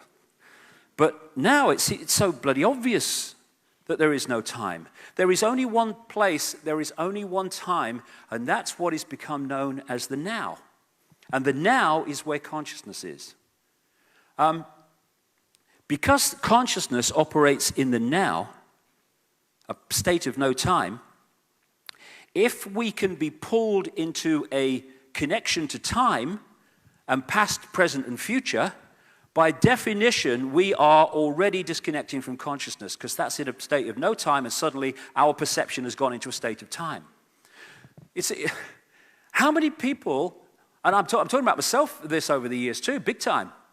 How many of us, we don't live in the now. We live in the past, what we perceive the past. If only, what if, oh my God, oh, what I did. And we live in the future, which is a projection. Oh my God, what's going to happen? Oh, gotta. Oh my goodness me, what's going to happen about the future? Oh my God. We're pulled in our terms of our focus of perception and experience, second by second, using time language again, into the past and into the future. And in doing so, we get pulled out of consciousness, which is no time, the now. And yet, you say to people, okay, the past. You keep going on about the past. Where's the past? Where is it? And they say, well, it's the past. No, where is it? Where is it located? And people go on about the future, and you go, okay, fine. Well, where is the future? Where is it? Where is it located? This is the fact. The only place that exists, the only time that exists is the now. The only moment that you can change anything is in the now, because it's all that exists in reality once we peel back the illusion. When we are thinking about the past memory, where are we when we're thinking about the past? In the now, the only place we can be. Where are we when we're thinking about and fearing the future? We're in the now, the only place we can be. And by pulling us into the past and the future in our perception, which is just a memory and a projection, we're pulled out of the only moment that we can actually change anything, the now. And that's where consciousness is, because that's where consciousness lies, in the now. As John Lennon said brilliantly in a song, life is what happens to you while you're busy making other plans. And we're busy making other plans here, just a projection, and here, just a memory. And we don't live in the moment, which is the only moment that we can change anything. So once we get pulled into this time, and again, I've got a watch on because we have a time situation today, which I want to keep to, although I think I'll go over because I've got so much to say. But we're in a time situation.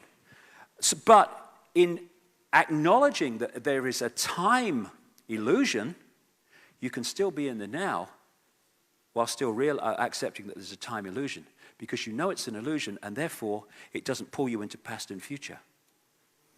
It's like that near-death experience has said. There is no time, there is no sequence of events, no such thing as limitation of distance, of period, of time, of place. I could be anywhere I wanted to be simultaneously. At that moment, that person was in the now. And the conspiracy wants to pull us out of that all the time. All the time, time. How many times do we say time? The whole of this society is based on time. What's the time? I haven't got the time. Have you got the time? Oh, I'm running out of time. Oh, God, is that the time? How much time do I have? It's all, and when we really, it's one of the things, it's like, when you're in the street and you haven't noticed something, and then someone will say to you, hey, have you seen that new car that's just come out? And you'll go, no. And they'll go, oh, there's one, look. And from that moment on, you keep seeing this bloody new car all over the place. You've never seen it before, never noticed it, because you bring it into the conscious. You bring it out of the subliminal into the conscious. And when you start to look at some of these things, you realize just how much time and a sense of time dominates the society, and that pulls us out of the now. It pulls us out of consciousness, unless we recognize it's an illusion. All the time, we're watching the clock. And in the now, there's no time. And when we're in mind, there is a perception of time, not time itself. As William Blake, a great British writer, said, to see a world in a grain of sand and heaven in a wild flower, hold infinity in the palm of your hand and eternity in an hour. Everything is in the now. And, you can symbolize it in a way when you're passing across a computer disc or a DVD, you're watching a movie. And the movie bits that you've watched, the scenes you've watched, your perception is the past. The bits you've not yet watched are your perception of the future. But the only thing that you're experiencing and can experience on that DVD is the now. And that's where that laser is reading at that moment. And that's what we're doing without realizing it. And that's why I wrote a book years ago, a few years ago now, not that many, called Tales from the Time Loop. And it was to symbolize this round and round situation we get, following time, thinking we're going from past through present to future when there is only one now. And that is where consciousness lies, and that's where we can access it in its true magnitude. So the body is a biological computer. It has the ability to think for itself, and the idea is to get us to believe that is who we are. I call it a genetic spacesuit. You know, if you're going to experience the moon or another planet, you need an outer shell. If you're going to experience this reality, consciousness needs an outer shell. And that's what makes racism so utterly insane. You know, it's like we're all one consciousness having different experiences. And what if you had a couple of spacemen on the moon, and one said that he didn't like this spaceman because he had a green spacesuit that was made in a different company to this spacesuit that was a red spacesuit or a white spacesuit? You'd say, bang their bloody heads together, don't be so stupid, it's just a bloody spacesuit. Well, that's what we do when we get caught in racism. Racism is identifying, it's one of the classic, most profound ways that confirm that you are identifying reality with the vehicle, the computer, and not with consciousness, which is who you are. We are all one consciousness. This is the irony. I don't care if you're bloody Jewish or black or middle class or white American. We're all the same consciousness. Ultimately, if you go high enough, having different experiences. And we get divided and ruled by self-identity with this. That's what racism is. Utterly bloody stupid. Now, humans. What are humans? Humans are software programs. Different software programs running through the body computer. We say these things, I'm only human. No, you're not. That's an experience you're having. It's the vehicle's program which manifests as what we call the human body and the human being. Software program. This is in the San Francisco Chronicle, an article on DNA. DNA is a universal software code. From bacteria to humans, the basic instructions for life are written with the same language. It's all a computer game of great sophistication, and this is part of it. And the difference between a mouse and a human in DNA code terms is fractional compared with a difference in the way the body manifests. DNA is made up of 4 codes, A, C, G, and T. I think I'm made up of G and T and G and T, me, but there you go. A, C, G, and T. And these different codes, how they relate to each other decides how the physical form manifests, whether it's a wolf or an ant or a virus or a human being. And it's interesting how the codes on the computer's screens in the Matrix movie, which was very, very close to reality, not totally, but very close to reality in so many ways, very illustrative of the way we decode reality into an illusory physical state, but quite right, those codes were very much like the DNA codes in so many ways, because on one level, this reality, like I say, is digital. And I'll get to that as we go along. Now, what they're doing now, of course, is having what they call computer-brain interfaces, where they're connecting computers to the brain, and the brain is working the computer without hands being used. And the reason they can do that is quite simple. They're connecting 2 computer systems. One extraordinarily more sophisticated than the other, but still the same in theme.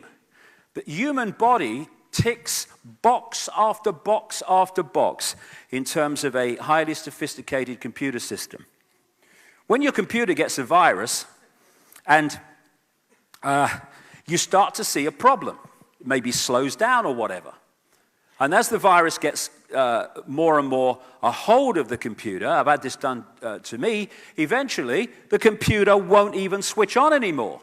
And what do we say? Hey, my computer's dead. And what happens at what we call human death is the computer shuts down and who we are leaves. Eternal consciousness leaves. Our computers go into sleep mode where it shuts everything down and everything just ticks over. That's what we do. Our computer shuts down and ticks over. We call it sleep. Although I have to say, I didn't get any last night. Crikey. I can't get out of British time. I've been here a week. And the bad news is, this is the time I should be asleep. So, I'll do my best. Norton antivirus and all these antivirus things, what do? They protect the computer from external attacks, viruses and what have you. And that's what the human immune system does in an extraordinarily more sophisticated way. Protects the computer system, the body computer system, from attacks. And just with like computer antivirus systems, if a new virus comes out, which it's not programmed to repel, then the computer gets completely taken over. This is what happens with the human computer system, antivirus system, which is why when the Europeans went to North America, they took with them smallpox, which the Native Americans had not encountered before, and bingo, they fell like flies because their antivirus system, their immune system, couldn't cope. On the left is or my left, your left, yeah, my right, is a picture taken at the Necker Hospital in Paris when they put a tracer dye into the acupuncture points of the body, and they photographed it, the meridian system, etc. And I looked at that when someone showed it to me, and it reminded me immediately of a motherboard, which is basically what that meridian system is. It's energy, and that energy is information. Everything in this reality is information in various forms: vibrational information, digital information, electrical information, being decoded. That's how the whole thing comes together and manifests. And what they found is that when this energy, which the Chinese in acupuncture call qi, is going around this system too slowly, from optimum, people manifest some kind of illness or dis-ease. Why? Because the qi is information, and if the information is not passing around quick enough, then the body computer does not function as it should. When a computer on your desktop gets a virus, what's the first thing that people say most often? Hey, my computer's slow, because the information's not passing around as it should. And what acupuncture does is put the acupuncture needles in to manipulate the flow of this energy, bring it back to optimum, and therefore physical health. In a computer, the central processing unit, the CPU, is the processor of information, the information traffic.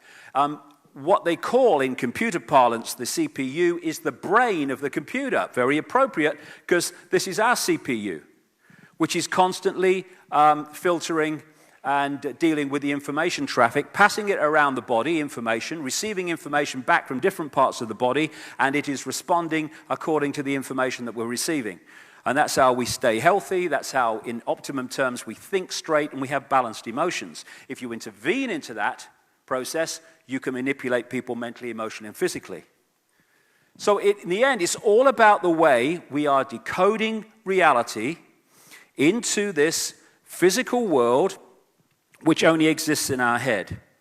And you can intervene into that, like I say.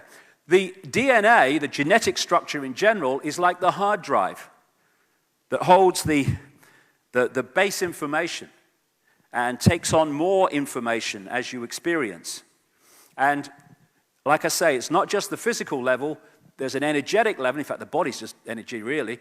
But there's an energetic level, and together, that forms the body-computer entity. And what we call races, cultures, and all these different expressions of the human family, They are just software programs, which we have to experience. And the software programs are very clear when you get into some of this stuff. This guy is called William Sheridan. And he was in a New York hospital waiting for a heart transplant. And to take the time as he was waiting, he joined an art therapy class. And he was, like me, a rubbish artist. And that's the kind of stuff he was drawing, at best at the top. And then he had this heart transplant, and as he was recovering, he went back to the art therapy course, and he started producing much more sophisticated drawings. And he eventually met the mother of the man whose heart he was given, and asked the obvious question, because no one could explain what had happened, including the art therapist lady, who was bewildered by the difference.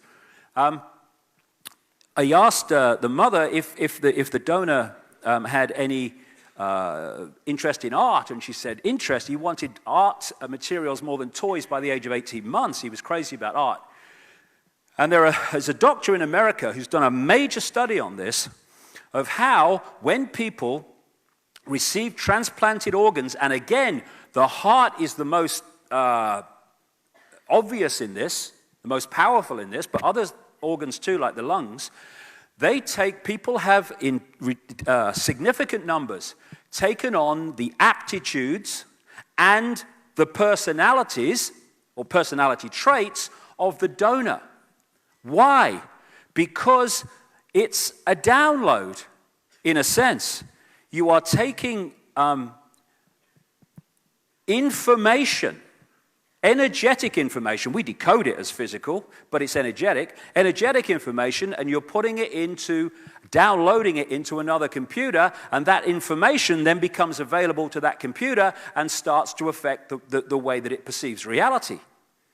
My great friend in Africa, Credo Mutwa, the Zulu shaman who's closing in on 90 now, he said to me, I talked to him about this, he said in the days of Africa when there was cannibalism, he said they had a golden rule that you must always boil the person to a certain temperature, otherwise if you eat them, you become them.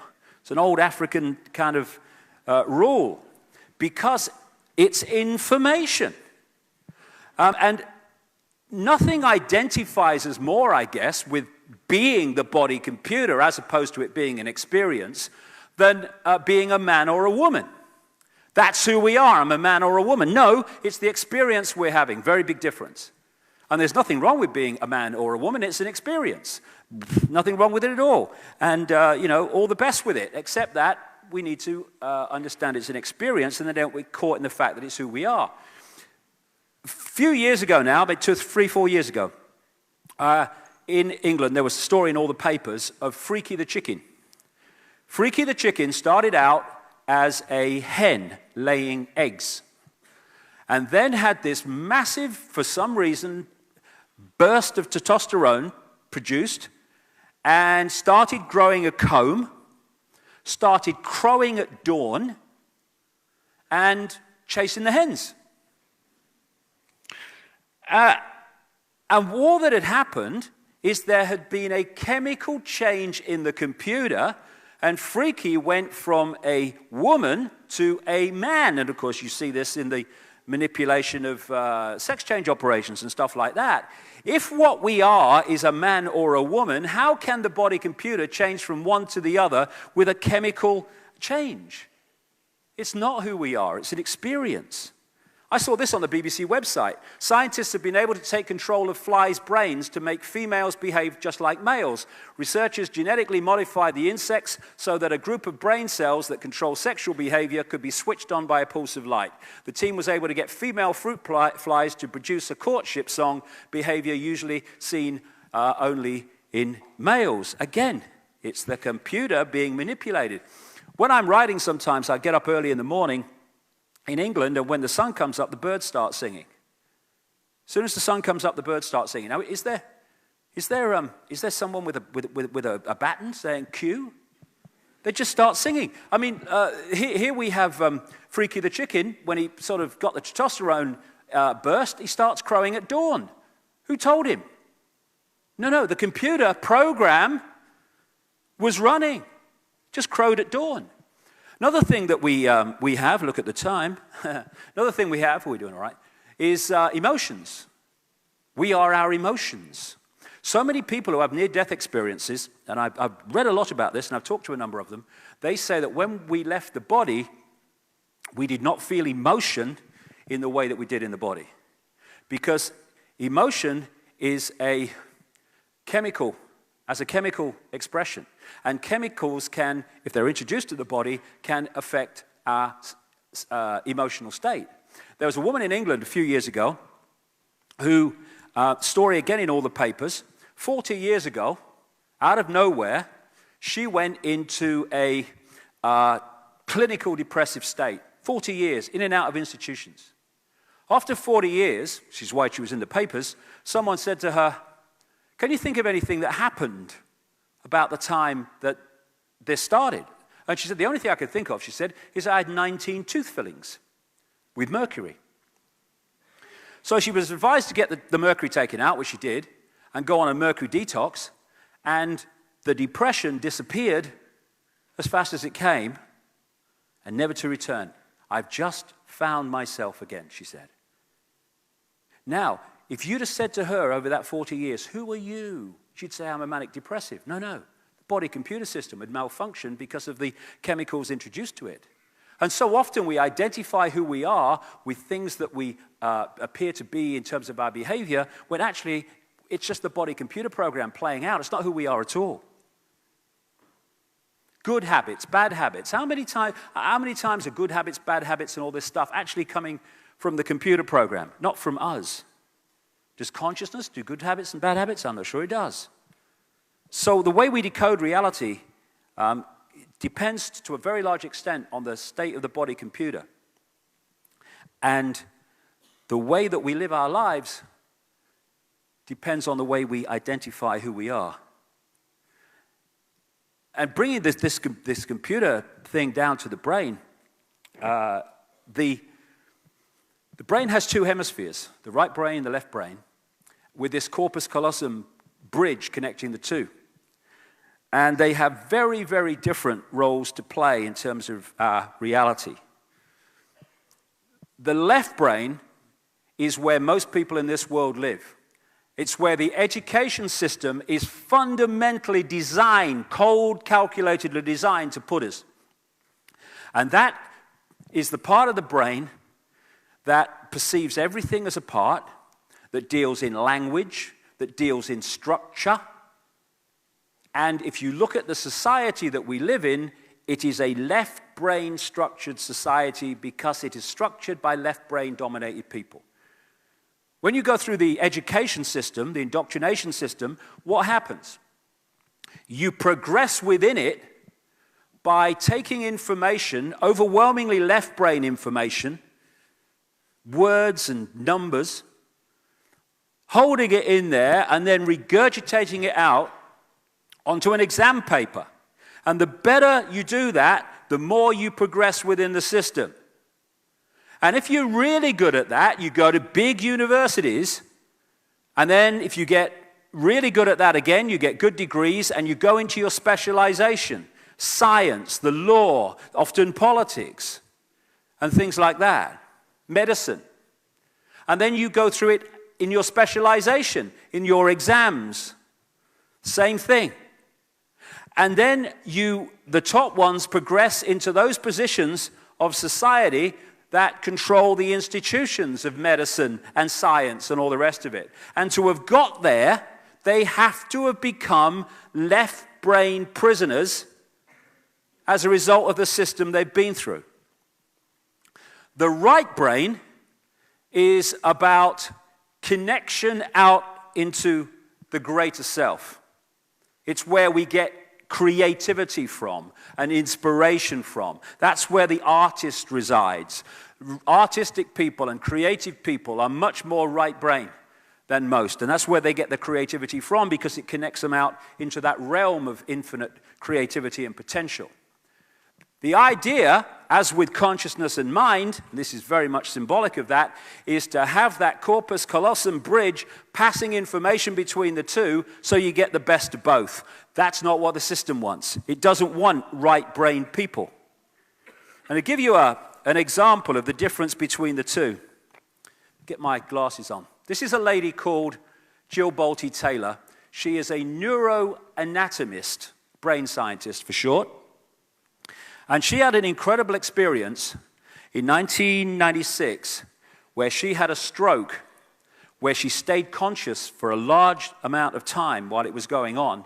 And it was a stroke, a hemorrhage in the left brain. And being a neuroanatomist, she was able to follow the experience like most people would not be able to because of her knowledge.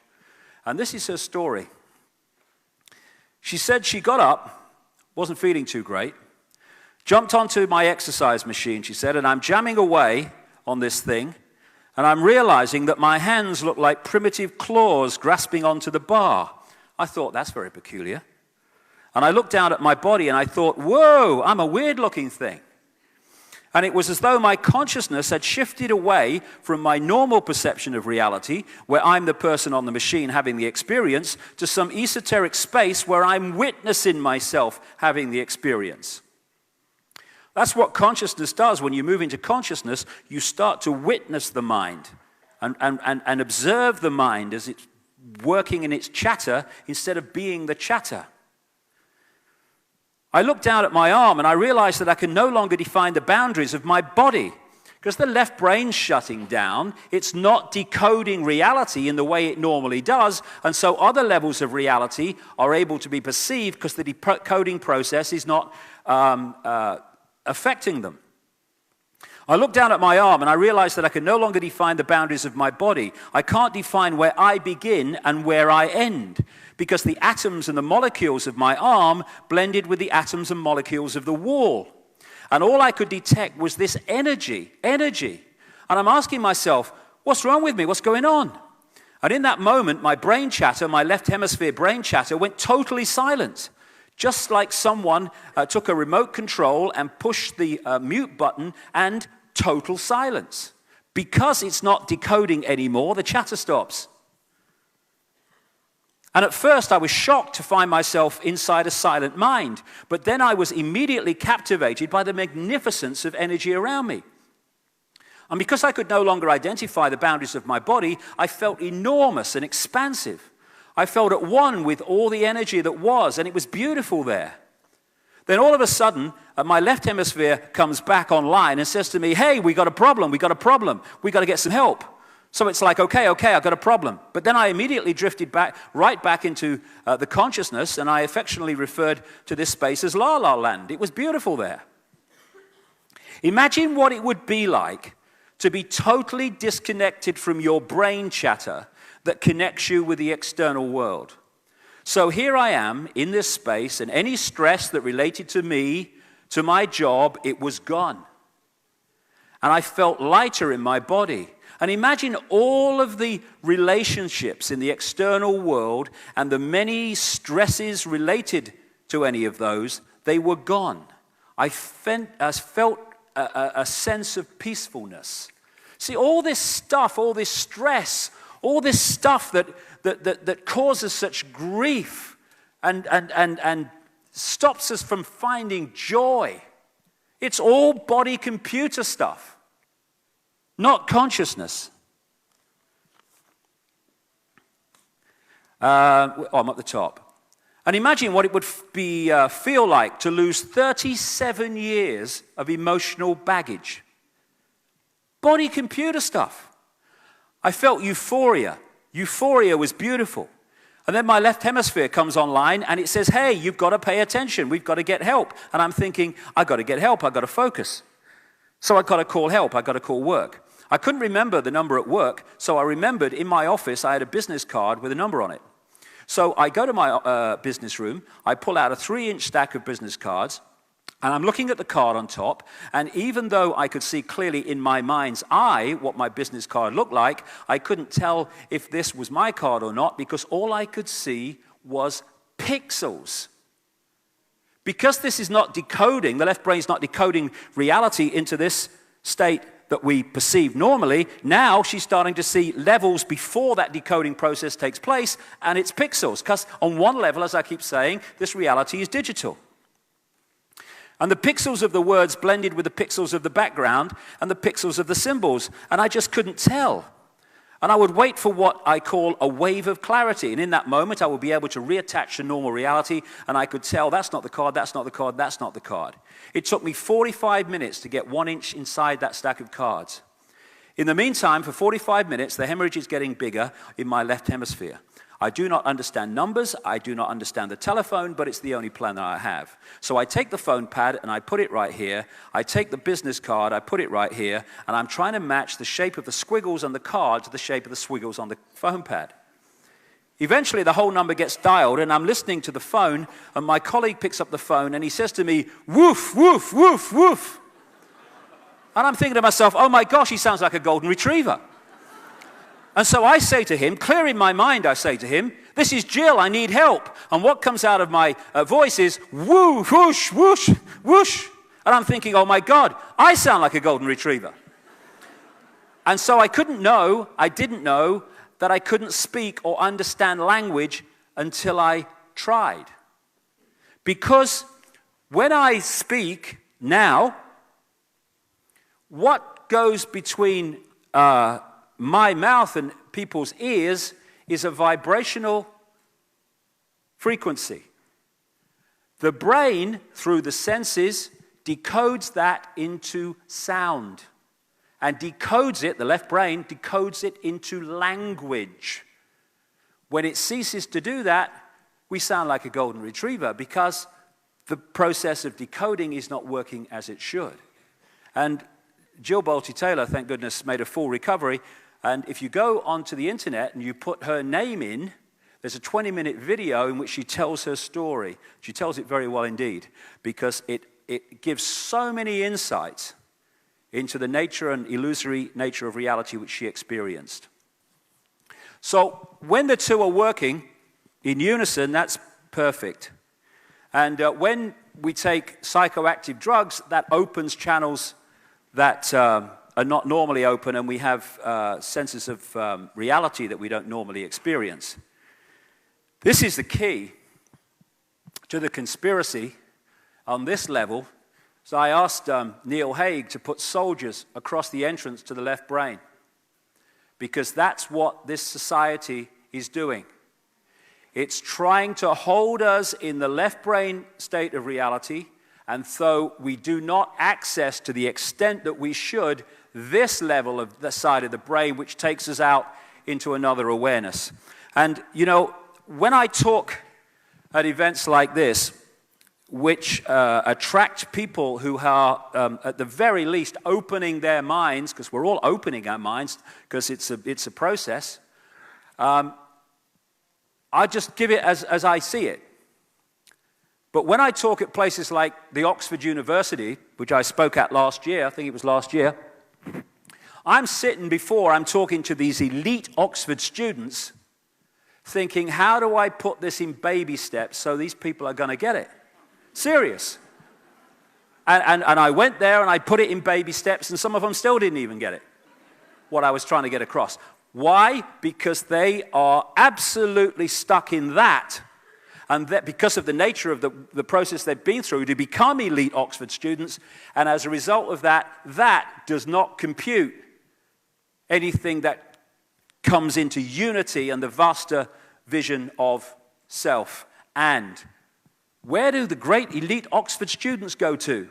They go into science, they go into politics, they go into law, they go into medicine. And that's why we have the society that we do. As this man said, an intellectual is someone whose mind watches itself. Someone who is conscious is someone whose consciousness watches the mind and sees the difference between the two. And the left brain prison is in so many ways the reason we live in an imprisoned global society. Breaking out of that is to open the door to freedom. Because then we're in this world, but we're not of it. And because that state is so different to the current norm, that's why those people stand out as they do. René Descartes, the French mathematician and philosopher, defining who we are, said, "I think, therefore I am." I would take that further and say, on that level of mind, it's "I compute, therefore I am." But there's another level beyond that which we'll come to. And so, because the body is a computer, especially vulnerable when it's disconnected from consciousness, it can be programmed. And what the population of the world is being subjected to all the time from within the inner sanctum of this conspiracy, beyond the Bushes and the Obamas, the people you never see, they know how this system works and they structure society to exploit it. And therefore we're being subjected constantly to mass hypnosis, getting us to see the world in a certain way by programming the way the brain reads reality. This guy, Paul McKenna, I'm sure he's known in Australia, he's known in Britain very much, and also increasingly in America. And he's made his name by getting people onto television programs who have phobias and all the other stuff. And at the end of the program, when he's taken them away and done certain things to them, they either have much less extreme phobia or no phobia at all. And what he's doing, in effect, is deleting the hard drive. He's deleting the program in the mind that manifests as that phobia. This is how extreme it can get. On this program, Top Gear, very, very popular in Britain, they had Paul McKenna on. He's in the background there. And they had this guy, Richard Hammond, here. And they took him out, and Richard Hammond thought he was just going to take this Paul McKenna around the track in a car. But what he couldn't remember, because that's what happens with mind control, is that Paul McKenna had told his mind, or hypnotized his mind, that every time he said a certain word or flicked his fingers, this guy, Richard Hammond, was just going to go unconscious. And then he would be told things, and then he would react. So they're standing outside this car, and they're just chatting away normally, and suddenly McKenna says whatever he said, keyword, trigger word, and Hammond goes, And he said to him, "When you wake up, you're not going to know how to drive a car." Gets in the car, he doesn't know where to put this key to start the bloody thing. Because his mind's decoding system has been intervened in to program that state of being. They then come back in the studio, and Hammond's having a laugh, and he thinks it's all very funny, and he thinks it's over, except that the programming's still in there. So they're sitting there live in the studio, and they're chatting away, and McKenna does his thing again, and Hammond goes, And he tells Hammond that this car, this toy car, is his real 911 Turbo or something. And he goes across, and he gets in the car, acting as if it's his car. And then this other guy comes in another toy car and smacks him in the side. And Hammond reacts as if his real car's just been smacked. That's the power that you can program the body computer with, and that's what's happening to the human race all the time. We are, those that are not waking up, we are in a hypnotic trance. And that's why people can't see the bloody obvious. Try telling Richard Hammond that wasn't his real car. When you're in a hypnotic stage show, and I've been to many researching this, try telling the guy that he's not seeing an elephant in the audience. As Voltaire said, so long as the people do not care to exercise their freedom, those who wish to tyrannize will do so, for tyrants are active and ardent and will devote themselves in the name of any number of gods, religious or otherwise, to put shackles upon sleeping men. And so putting us to sleep hypnotically is fundamental to it. And that's why this phrase, people are waking up, is so absolutely accurate. That's what we're doing. We're waking up from the trance. And when the guy who thinks there's an elephant in the audience wakes up from the trance, there's no elephant anymore. He can see reality in a different way. It's about keeping us in a hypnotic state. And here's a hypnotist. Television, people don't know it. 99.9% of them don't know it anyway. They are hypnotists. They are implanting into the mind, through a real powerful form of mind control called repetition, a version of the world and reality that, if we take it on, puts us all in the same norm of perception. All the time, 24/7, wherever you go. Me, me, me, me, me, me, me, me. Same repeating things. 19 hijackers who couldn't fly Cessnas suddenly manifested the ability to fly wide-bodied jets. Over and, oh, yeah, see, yeah, don't know where it came from, honey, but they just managed to, they must have read a book. And then you have, in America, on the left, they are Democratic supporting news presenters, and these in Fox, of course, are far, far right-wing supporting presenters, and they are apparently putting different points of view, but together they see the system in the same way. They just want to come from it from a slightly different angle. And that is constantly mind controlling the body computer to believe that there are sides in the world and there are differences and stuff, and take us away from the understanding that behind it all, there's one force manipulating through all sides. Then you've got people like Jon Stewart. Some of his shows are very funny, and this guy, Bill Maher. These are perceived to be, I call them steam whistles. You let off a bit of steam and frustration because they have fun and satirize the political system, but only to a point.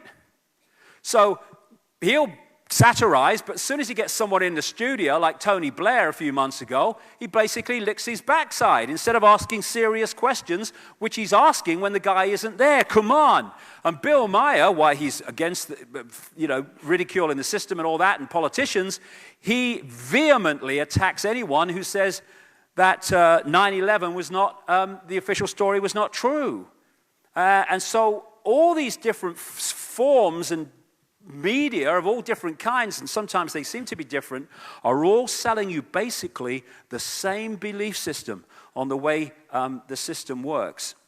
And as a result of this mind control technique called repeating, so many people believe things they've never checked, never asked about, never questioned in any way, but because it's the norm, because everyone believes it, it becomes their truth.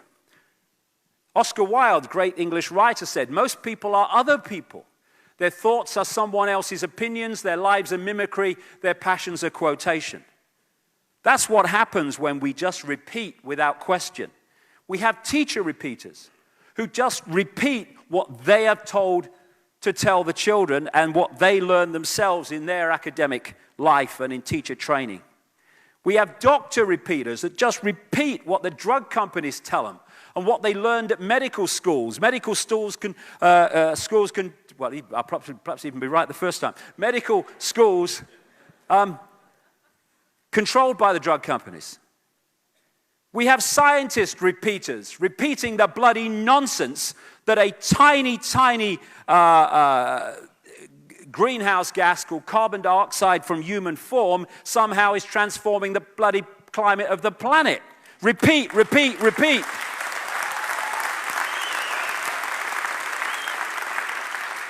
But classically, journalist repeaters just repeating the official story and calling it journalism, no questions asked. Politician repeaters.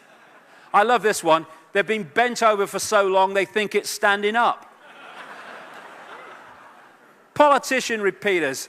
I mean, you question politicians about climate change. You know, have you ever done any research into it? No, but it's what the scientists say. So we're passing this legislation. You ever thought about checking it? No. Repeaters, repeaters, repeaters. And then we have people repeaters who take it from these sources and then repeat it among themselves. And then if someone challenges that repetition version of reality, they get ridiculed and condemned for the crime of being different. And a few people can't control the world. It's a piece of cake, given the way things are. And this is why the authorities want to stop people talking publicly in ways that are at odds with the mainstream belief of repeating. This is why so-called visionaries have always been seen as dangerous by the authority of the day, because they're offering another possibility of reality that is at odds with the one reality that tyrannies and dictators always want the public to believe. So all these sources are constantly programming the body computer, the mind, with the version of reality that the system wants, and therefore giving us this false identity that keeps us in servitude. As this man said, we see things not as they are, but as we are. Because as we are dictates how we decode reality and therefore perceive experience. The mind sees everything in terms of division. So when we're in mind, we're in a society of division. When we are in the now consciousness, that sees everything as one, because that's what consciousness is. The infinite I. So who do we think we are? We think we're humans. But who are we? We are consciousness.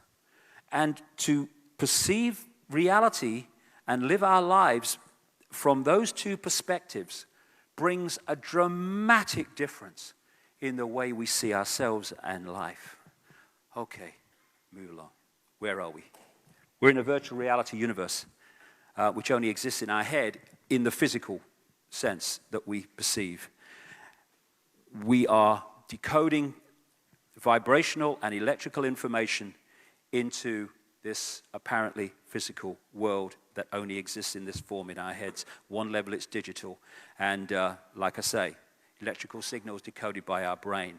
So that's where this world actually resides. And it's understandable. I'm standing here now, and everything seems to be outside of me. Everything seems to be out there, but that's an optical illusion.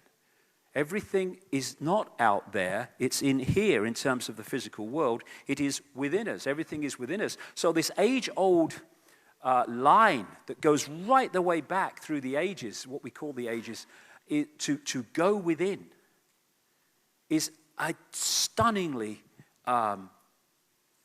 accurate truth. Because this is where this is projected from. And see, what the system wants, and one of the key benefits from the system's point of view for us believing that everything's out there, is it wants us to believe that if we don't like what's out there, or what we perceive to be out there, we must change it out there. But there is no out there, so if we're going to change it out there, we're trying to change symbolically, not even symbolically, very accurately, we're trying to change a movie by screaming at the screen. It's not going to change. The movie's just going to run. We've got to go within and find the projector and what's projecting the movie and change that, and then the movie must change. This can only change when this changes. Because by the time it hits the screen and becomes this holographic reality, this illusory physical reality, it's a done deal. It's a done deal. There's no changing it now. There's no changing the movie when it hits the screen. It's done. We've got to change it before it hits the screen. And that means going within to the deeper levels of ourselves where we decode this stuff and therefore change it. Everything that we see is just in our head. Everything, friends, family, and the physical way, everything is in our heads and produced digitally in the end. And it's a virtual reality. On many ways, it works with the same binary system, though it's far more sophisticated, that you find in computer systems, on-off electrical charges. The binary system, although it's more sophisticated in other parts of the brain as well. And again, just like DNA, where the O's and the 1s are in relation to each other, decides what appears on the screen. Same with DNA. Everything is information. Everything is information being decoded. And it's being decoded in a desperately narrow band of frequencies. We look out and we think we're seeing this vastness. And again, on one level, it does seem like that. But actually, it's a frequency range that's so tiny, it's funny. Even mainstream science says that of the mass matter that exists in this universe in various forms, the electromagnetic spectrum is 0.005% of what they perceive to exist in this universe.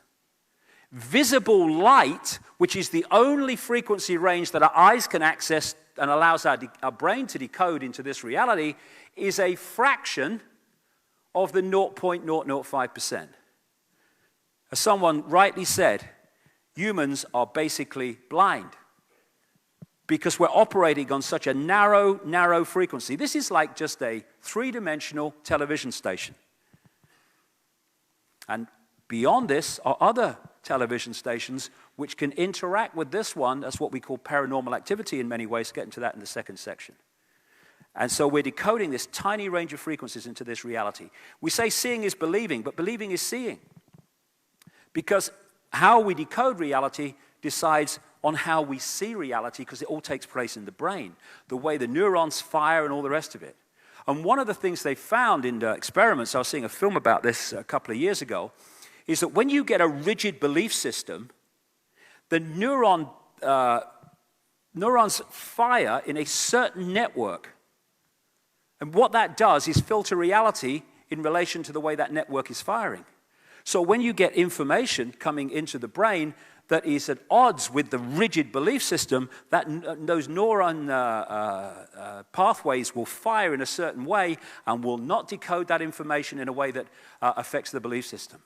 It's like just a filter that just only filters reality in a certain way. And then when you shift your belief system, the neuron networks, as before, break up and they fire in a different way. So belief systems are fundamental to filtering reality to perpetuate themselves. This is our base reality. We are energy. And it's only when we pass through the decoding system of the brain that we appear in our heads as three-dimensional physical bodies. And we can get right out there to many dimensions, which is what psychics do and people in consciousness do, or we can live in the record groove, going round and round and round. And of course, this is the thing about science. Scientists are themselves decoding reality according to their belief system. And so they're trying to understand how something works, but their belief system is decoding reality in a certain way. And so they never get it. When scientists are stuck in the left brain, they cannot decode these greater levels of reality and understanding of reality because their brain will not compute them. That's why they really look at people who say some of this stuff and they go, "You're crazy. Can't be." Because they can't get their heads around it. And it's like in pantomimes we have in Britain at Christmas, where one of the classic things they do is someone standing on the stage and someone will come behind them and the audience will say, "He's behind you." And then they'll turn around and the person will go with them and they'll say, "There's nobody there." And that's what scientists are doing, because they're looking at things and they're decoding them in a certain way and they can't see them because their brain won't compute it. And this is why the cutting edge scientists are the ones that have a right brain that is active. And that's what a lot of people at the cutting edge of things like quantum physics are developing. Right brain view. As Einstein said, science without religion is lame, religion without science is blind. I would say this: science without consciousness is lame, religion without consciousness is blind. And indeed, with consciousness, there is no religion. Okay, final bit before we have a break. The holographic internet. This is what this reality is, in effect. And like I said a long time ago now, technology today is starting to mirror, in a much less sophisticated way, of course, but it's starting to mirror the reality we're experiencing. If you say to someone, tell me about the internet, they'd say it's graphics and websites and words and colors on a screen. Yes, it is. But the only place the internet exists in that form is on the screen. Everywhere else, it is electrical circuits and what have you. It's not what's on the screen. That's only just there, nowhere else. And you say to people, tell me about television. They say, oh, it's moving pictures on a screen. Yes, it is. But the only place television exists in that form is on the screen. Everywhere else, it's electronic circuits and frequency fields and all the rest of it. And it's the same with us. The only place this world exists is on the screen. And so many people over the years, scientists and what have you, have offered the possibility that this world only exists in this form when it's observed. Well, from the understanding we're getting now, that's exactly what it is. You know, when you play a DVD, it doesn't play the whole DVD on the screen. It plays that part of the DVD that is being read at that time. And what we're doing is, in the act of observation, we are decoding that part of the vibrational construct into this world, but only the part that we're actually observing. And if you could see the unobserved reality that we're experiencing at its prime level, it would just be vibrational, not solid or anything at all. So what is the matrix, as we call it? It is energetic information being read in various ways to create this illusory, vast, apparently infinite but not, world of solidity. And the other thing, key, that the body is, because it's many things, it's a fantastic creation. It is a crystalline receiver-transmitter, because that's how the decoding system works. We are decoding information, because people say, okay, if we're creating our own reality and all that stuff, how come we're all seeing the same theater now? Because there is a construct, like I call it the cosmic internet, which exists in vibrational form, which we are collectively decoding into this collective reality. You know, you go on the internet in South Africa or Sydney or London or China, or not so much China, but another place where they don't firewall it off, and you're seeing the same, experiencing the same collective reality, although you're in different parts of the world.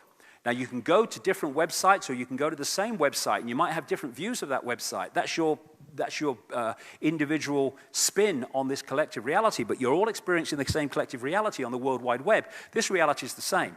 There's a collective reality which we decode, so we all look out the window, and we'll see the same car going past, but we'll all have a different opinion on what we think of that car. The basic reality is the same. And we're crystalline.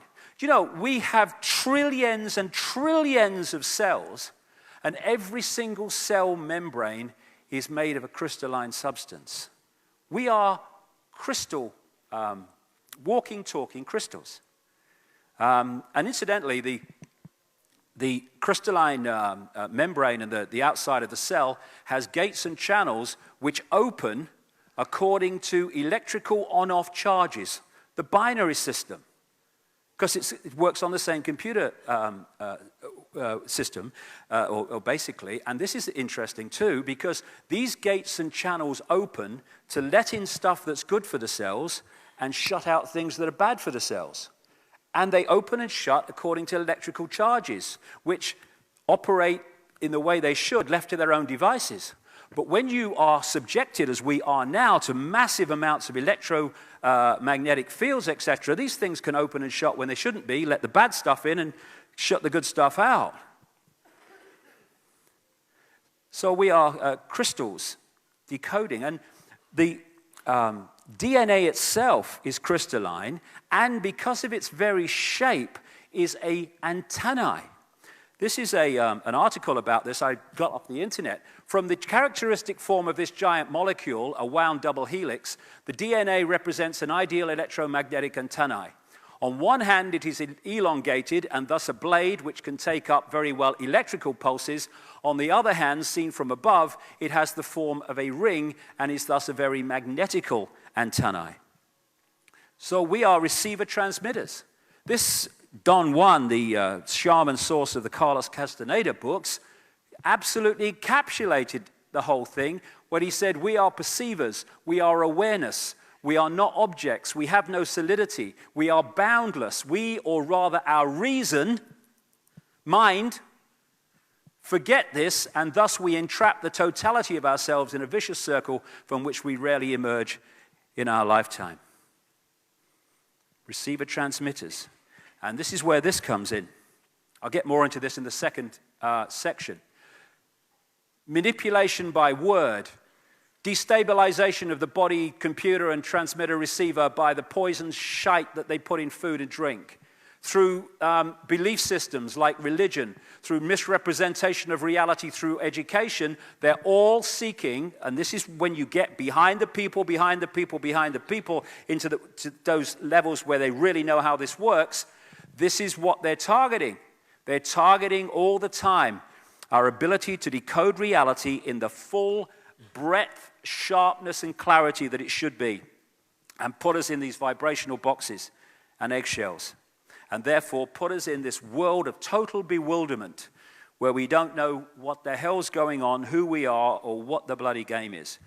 And so we're connected to this holographic internet. It's got kind of, wires here, but it's not like that. This reality, the one that we are decoding into this apparently physical world, has its mirror now in the wireless internet. If this theater has got the wireless internet, I can't see it. Where is it? Nowhere, apparently. But I could tune this computer to the internet, and out of nothingness, what we can't see, would come the World Wide Web on this screen. That's what we're doing. In the reality that we think is nothing, we're actually decoding a vibrational information, the wireless internet, into this reality, which again comes back to the Matrix movie, very accurate. The Matrix is everywhere. It is all around you, even now in this very room. You can see it when you look out of your window or you turn on your television. You can feel it when you go to work, when you go to church, when you pay your taxes. It is the world that has been pulled over your eyes to blind you from the truth. What truth? That you are a slave, Neo. Like everyone else, you were born into bondage, born into a prison you cannot smell, taste, or touch. A prison for your mind.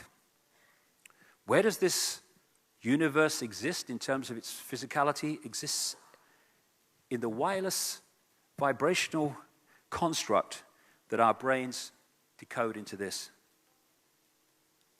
And we can decode it in a way where we get to many, many levels of reality, or, this is the key of the manipulation, we can access only a fraction of it. And that's what they do in China. They firewall off the Chinese computer system so it can only access a limited part of the World Wide Web and therefore not access what the authorities don't want them to understand. In so many ways, that's what is happening to us all the time. In the way that we are manipulated into the box of perception, it's firewalling us off from the information, knowledge, and understanding that is there if we were left to our natural state. We've gone from connection to all that is, and slowly but surely, the mind has been turned into the governor of our reality. And we've been put into bubbles, operate within little bubbles, within big bubbles, but operating in a fraction of our true potential. And if that didn't happen, there would be no way in the world that the few could control the many and enslave billions of people as they do. So what is reality? It is the range of frequencies that we are decoding and how we are decoding them. I'll just tell you this story very quickly to kind of sum up everything I'm saying. In this book, The Holographic Universe by Michael Tolbert, he tells a story. It's a great book. he tells the story of something he experienced, where he's at a party which his father organized, and he had a stage hypnotist along. And he's getting them to do party tricks and all that stuff, getting them to eat a potato and think it's an apple. How does he do that? He implants the belief in the decoding system that it's an apple, and therefore the person eats a potato, but that electrical signal is decoded as an apple because that's what the decoding system has been manipulated to do. Now imagine that over the range of society and everyday life, because that's what's happening to us all the time. But he got this guy called Tom, who was at the party, and he sat him down, and he got him to do various things. And then towards the end, he said to him, when I bring you back to a waking state, you're not going to be able to see your daughter in the room. And before he brought him back, he brought the daughter, and he stood the daughter in front of her father, so her father's looking into her belly. And then he brings him back, apparently, to a waking state. And he says to him, can you see your daughter in the room, Tom? He's looking around. No, I can't see her. Not here. People are giggling. She's giggling. He can't hear them. Or hear her, anyway. And then the hypnotist went behind the daughter, and he put his hand in the small of her back, and he said, Tom, I'm holding something. What am I holding? Daughter's here, Tom's here. He looks at him bewildered because it's obvious. He says, you're holding a watch. He says, there's an inscription on the watch. Can you read it? He peered forward, read the inscription. His daughter's here. Now, if you explain that to people, explain that to a mainstream scientist. You say, impossible, stupid, crazy. No. The only place that his daughter existed in that physical form was in his head when it was decoded into that form. Before the decoding happens, she is just energy, an energetic form, consciousness in that way. And so if because the implanted belief was so well done that it affected his ability to decode that, in fact the brain didn't code that energy field, he didn't bring his daughter into the level that his eyes can perceive, what we call physical level. And so everything else in the room existed in the physical because he decoded that, but not the daughter. And because the daughter wasn't there, he could see what was behind her. And when you see the levels to which the mind can be manipulated, and you think that the people behind this conspiracy understand that, then you can see how easy it is as long as we don't understand this information. The world seems solid, seems very solid, but it can't be, because the world's made of atoms, and atoms have no solidity. As someone pointed out, if you take an atom to be the size of a cathedral, then the nucleus in the center of the atom would be the size of a 10-cent piece. The rest of it is empty space. How can empty space, just an energetic, non-solid thing, become the solid world? It can't be. And quantum physicists, how can that be?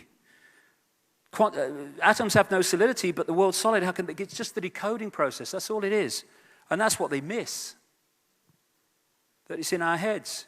And the world, I'll finish on this bit. The world is a hologram. A gigantic hologram. That's what the universe is. And everything within it, including us, on the physical level, are holograms. And we see holograms, of course, in our everyday experience in the shops and stuff. And for people who haven't come across it, how they make them, where something appears three-dimensional but isn't, is by taking a laser beam, breaking part of it off, and it goes across the object they want to photograph. And what it does is it picks up a vibrational version of that object. Another part of the laser beam goes directly onto, or virtually directly onto, a photographic print. And then this part of the laser beam that's gone across the object is directed back onto the same photographic print, and the two laser beams hit each other. What this creates is what they call an interference pattern. And it's like dropping two stones in a pond, and as the waves come out and hit each other, that waveform is a waveform version of those two stones, where they fell, how fast, and all the rest of it. Exactly the same interference pattern. This is a holographic photographic print of an interference pattern, which looks very much like fingerprints, interestingly. But when you fire a laser at this photographic print, this interference pattern, which is a vibrational version of the object that's been photographed, suddenly, out of nowhere, comes a three-dimensional, or apparently three-dimensional form, which the best of them can look totally solid, except you can put your hand through them because they're not solid at all. All these are holograms. Hello, Mom. This is a landscape. That's not a very good one, but it gives the feel of it. These are holograms. These are virtual reality games, which give the three-dimensional feel. And so the three-dimensional world that we think we live in, it's just an illusion made up of holographic images which appear solid, because that's the way we decode them, but aren't really. The world is vibrational, and we decode it into the physical when we observe it. It's a construct. It's illusory. It's like when that Neo character in The Matrix went into a higher state of consciousness, he saw beyond the physical to that which is behind it.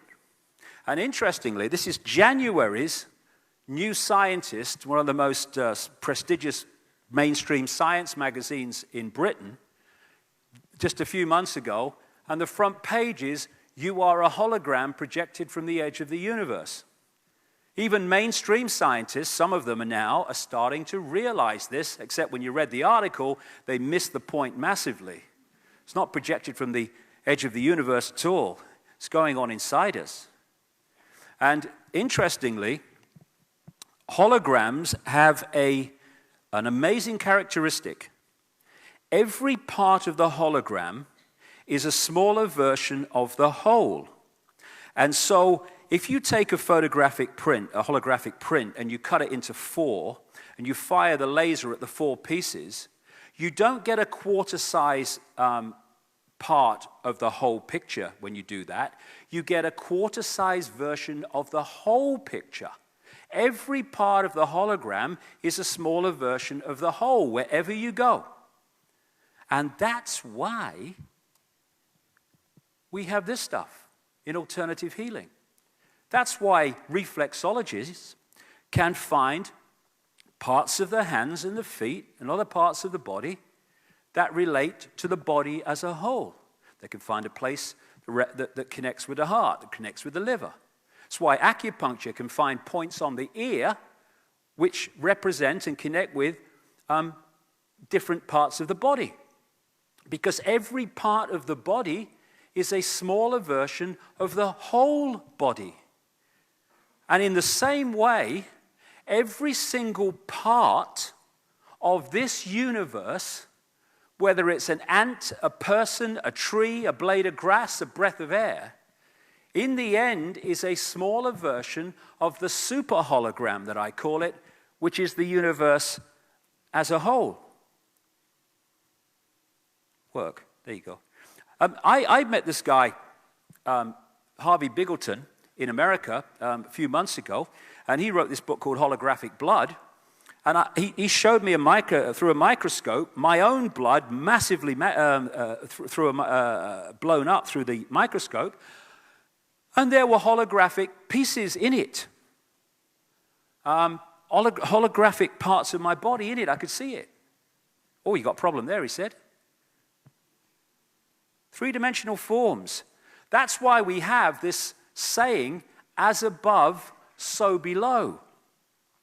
That's why the human energy field operates in the same basic way as the energy field of the earth, and so on and so on. It's because every part of the hologram is a smaller version of the whole. So we are, even on this physical level, we are the bloody universe, and the universe is us. My God, we've come a long way since Ethel Jones and Charlie Bloody Smith. It's a miracle. What are miracles? How can the illusion of fire burn the illusion of physicality? It can't unless we believe it can. And when we move ourselves into another state of consciousness, another state of reality, we can walk through fire without being burned because our belief system changes and therefore our experience changes. That great line in The Matrix, it's not the spoon that bends, it is only yourself. Of course it is, because you're decoding the spoon into physicality. You're deciding if it bends or not. And it's all about going beyond rules by becoming conscious. What we call the rules and laws of physics, or the rules of limitation, come from mind. Consciousness, when you get really into consciousness, can overcome the illusory laws of physics, the illusory laws of this reality. This is a line from The Matrix. I've seen agents punch through a concrete wall. Men have emptied entire clips at them and hit nothing but air. And yet their strength and their speed are still based in a world that is based on rules, mind. Because of that, they will never be as strong or as fast as you can be. And who was you symbolic of? He's the one. Consciousness, the one. That's what we are, consciousness. And because we've been manipulated to forget that, we live in a world of enslavement and imposition. When we realize who we are, those days are over, and we are now beginning to realize who we are. I'll be back in 1 hour. Thank you very much. Thank you. Thank you very much. Thank you.